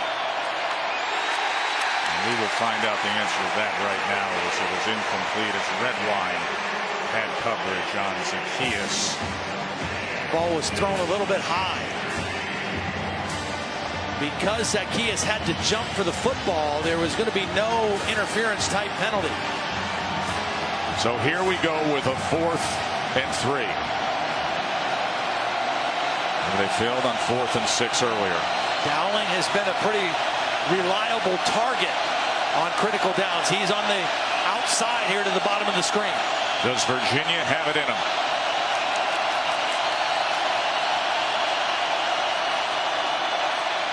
Benkert got to extend the play, and he is sacked. He is brought down by Trent Harris. Yeah, you can't extend the play outside on these guys. They're too fast. That's a mismatch. That's Trent Harris working on Jordan Ellis. Now, Jordan Ellis gave a better effort. Here's the matchup, 33 on 1. Jordan Ellis gives a better effort on this pass pro, but this is a mismatch. A running back blocking on a defensive end. You're not going to escape that to the outside if you're Kurt Benkert. Good coverage downfield. Nowhere to go with the football. And Miami takes over on the Virginia side of the 50. All championship seasons have games like this. Yep. Where you play a seemingly overmatched opponent that you should take care of. And you got to fight. And they're going to fight back. And then it's decided. And will that be the moment that decides this one? Homer. Around the edge for 8 yards. Allstate is proud to be part of the team that comes together to do good by contributing to participating universities' general scholarship funds for each field goal and extra point kick. To date, Allstate has contributed millions in scholarship funds.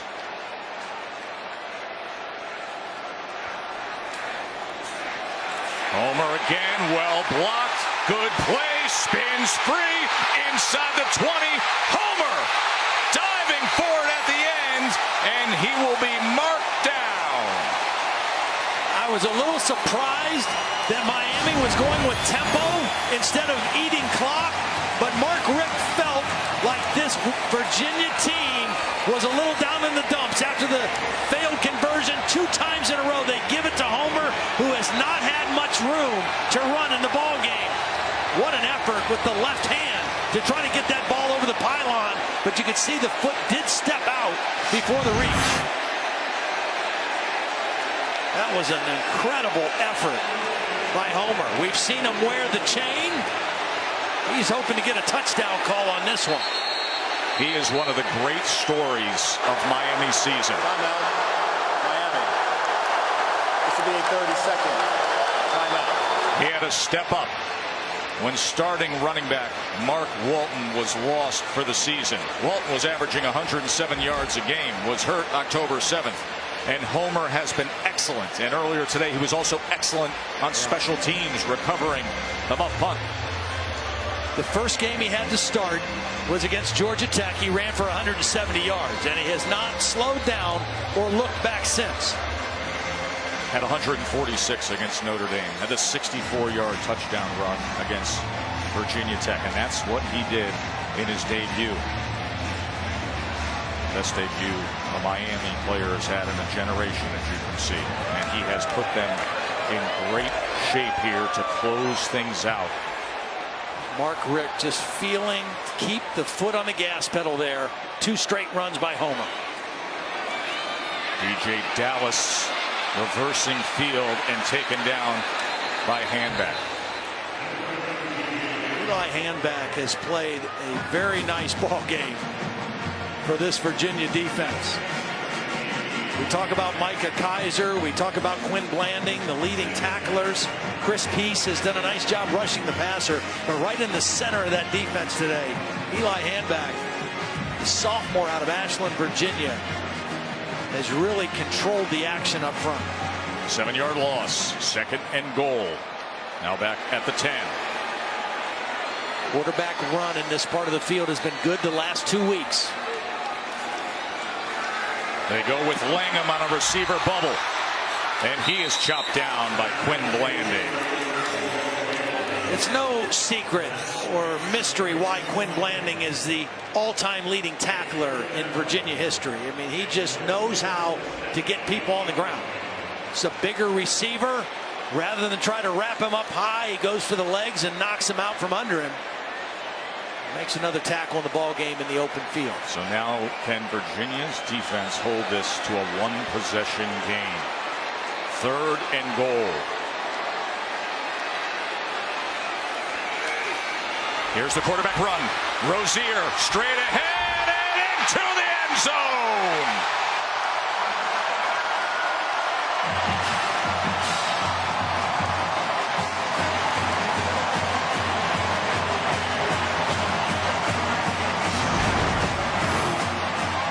It's by design.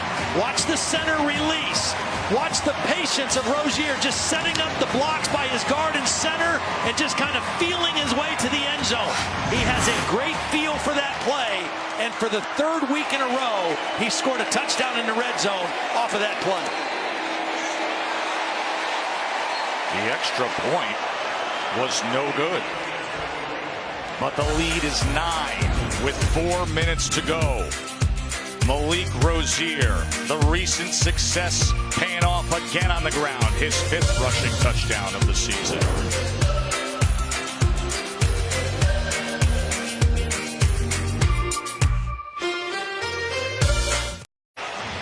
Malik Rozier has been so good running the ball in the red zone lately. Just had the touchdown run moments ago in Miami with 23 unanswered points in the last 21 minutes. There was no denying. You were watching this game halfway through the 3rd. You thought we were going to see an incredible upset. They trailed by 2 touchdowns. And now look at this. Of course, much more great action still to come your way right here on ABC, including at 8 Eastern with USC and UCLA. 11th ranked Trojans. And that matchup that everybody wants to see. Josh Rosen and Sam Darnold. Came into college football the same year. Rosen was always right from the get-go, the guy we knew everything about. And then, of course, Darnold finished up last season, thrown into action as the golden boy. And now the Battle of L.A. will happen tonight. If those 2 guys play as good as the 2 quarterbacks in our game today, it should be special. And here comes that Miami front 7 again. Thomas and Jackson with a scheduled meeting at Benkert. Well, with a 2-possession lead, a 9-point lead under 4 minutes, they're just going to pin their ears back. The ends are going to collapse the pocket. The protection has been pretty solid all day, but Miami not worrying about run right now at all. Just going to go after the quarterback and try to get that 4th turnover for the 5th straight game. 2nd and 15. What a hit that time. Coming in hard was Pinckney on Ham. Now the juice is flowing, isn't it? Now the swag is in style again.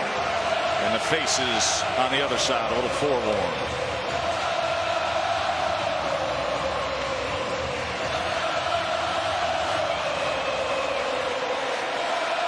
Third and 15. Benkert drives it to Dowling. And the Canes take them down short of the 30. Well, Virginia has to go for it, and they've got to play with a little urgency. If they convert here, they're going to have to speed their tempo up because they've got to score twice.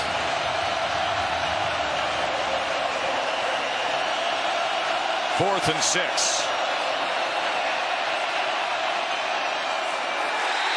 And the Canes will be putting this thing to rest in 2 minutes and 50 seconds. Good throw.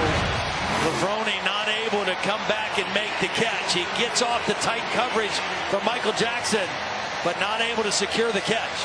Would have been a first down.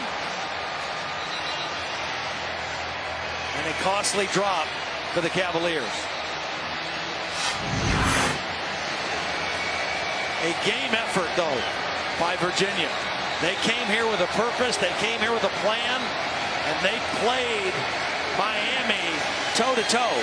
But Miami showing some character and some maturity to match the way this team has ascended the polls and the ranks in the last 2 or 3 weeks. Tremendous comeback by them. Those attributes are so key into being a championship team. Character, maturity, got to have it on days like this. As Homer will stay in. Holly, what's up?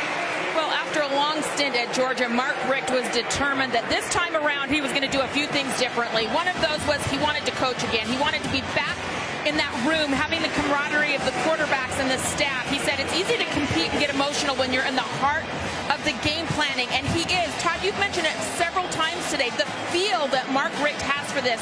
He said, I wanted my team to feel my competitiveness, and we're seeing that from Coach Richt, back calling the plays. The other thing he wanted to enjoy, celebrate. When good things happen, have fun, celebrate it. I have a feeling he'll be celebrating tonight. Holly, that is a huge part of why this season has gone as it has, as you know very well. Homer, another great effort. He may move the chains with that. Our Pacific Life game summary. Well, they are having fun today, but it was this moment that really changed the game. The pick six by Johnson. Well, Rozier for the 3rd week in a row on a design quarterback draw, shows great patience and feel, gets the ball in the end zone, extends the lead to 9 points. You know, I want to go back to Holly talking about Mark Richt, because we've known Mark for a long time, and one of the real trademarks of his personality is his demeanor, a very calm demeanor. But don't kid yourself if you don't think there's a fierce competitor underneath all that. Homer with a home run to put it out of the park and cap a great second half for the Canes.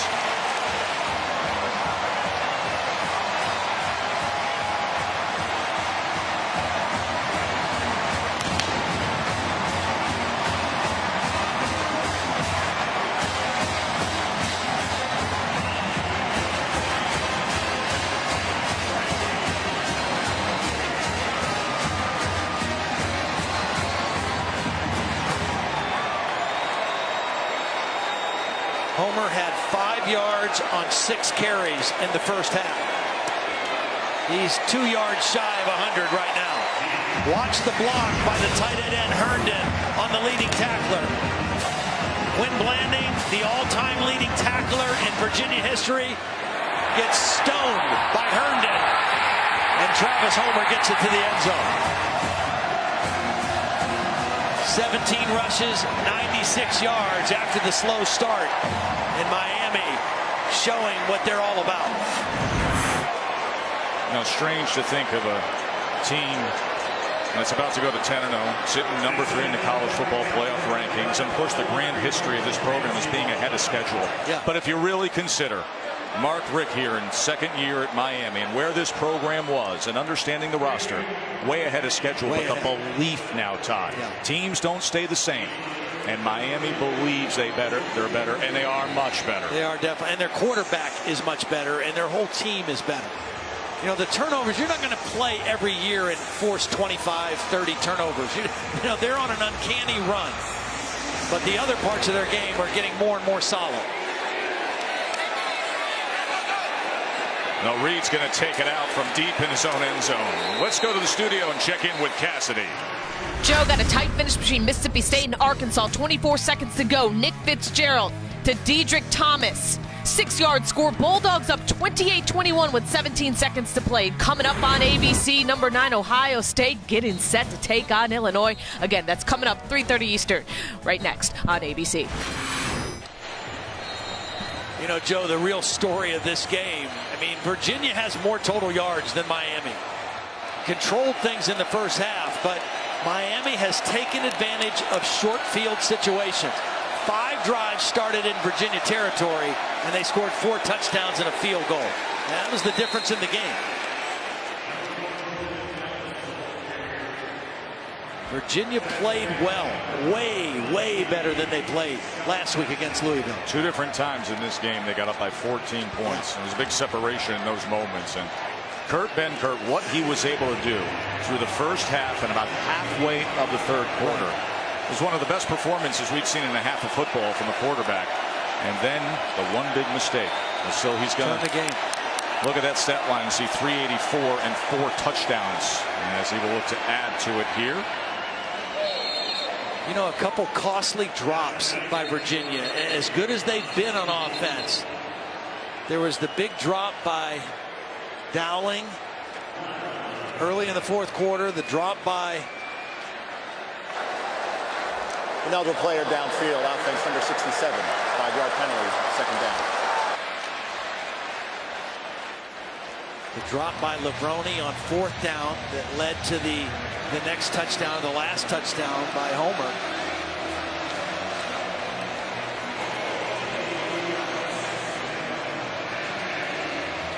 This is still a team that'll have a chance to go play in a bowl game, but first they got to play their in-state rival Virginia Tech, which will be another big challenge for them. And it's not going to be 80 and sunny back up north. There's a good effort from Ellis here as things will close out from Hard Rock. I mean, this thing was a thriller. And then Miami hit the gas pedal.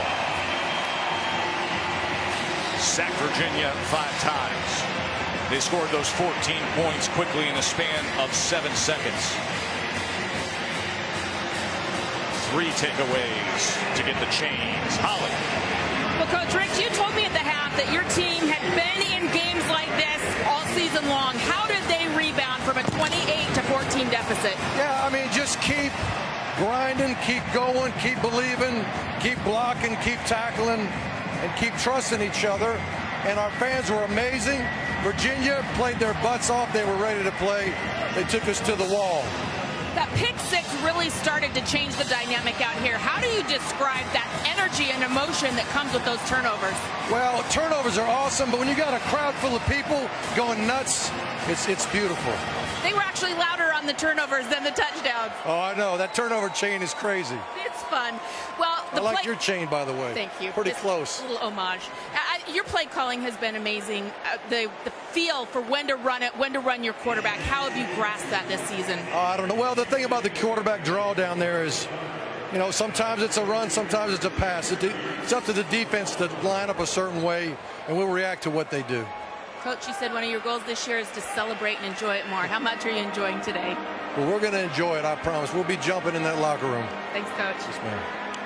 Why not? 10-0, 7-0 in the ACC. Clash with Clemson down the road. Got Pitt next week, and 30 unanswered points in the final 25 minutes to win it here against UVA. The Illini against the Buckeyes still to come on ABC. It's going to be a fun day with USC and UCLA later tonight. Never disappoints, does this great sport. Let's get you back to the studio with Kevin Nagandi, Matt Brown, and Booger McFarland. So long from Hard Rock. Tess, Todd, Holly, thank you so much. Senior day.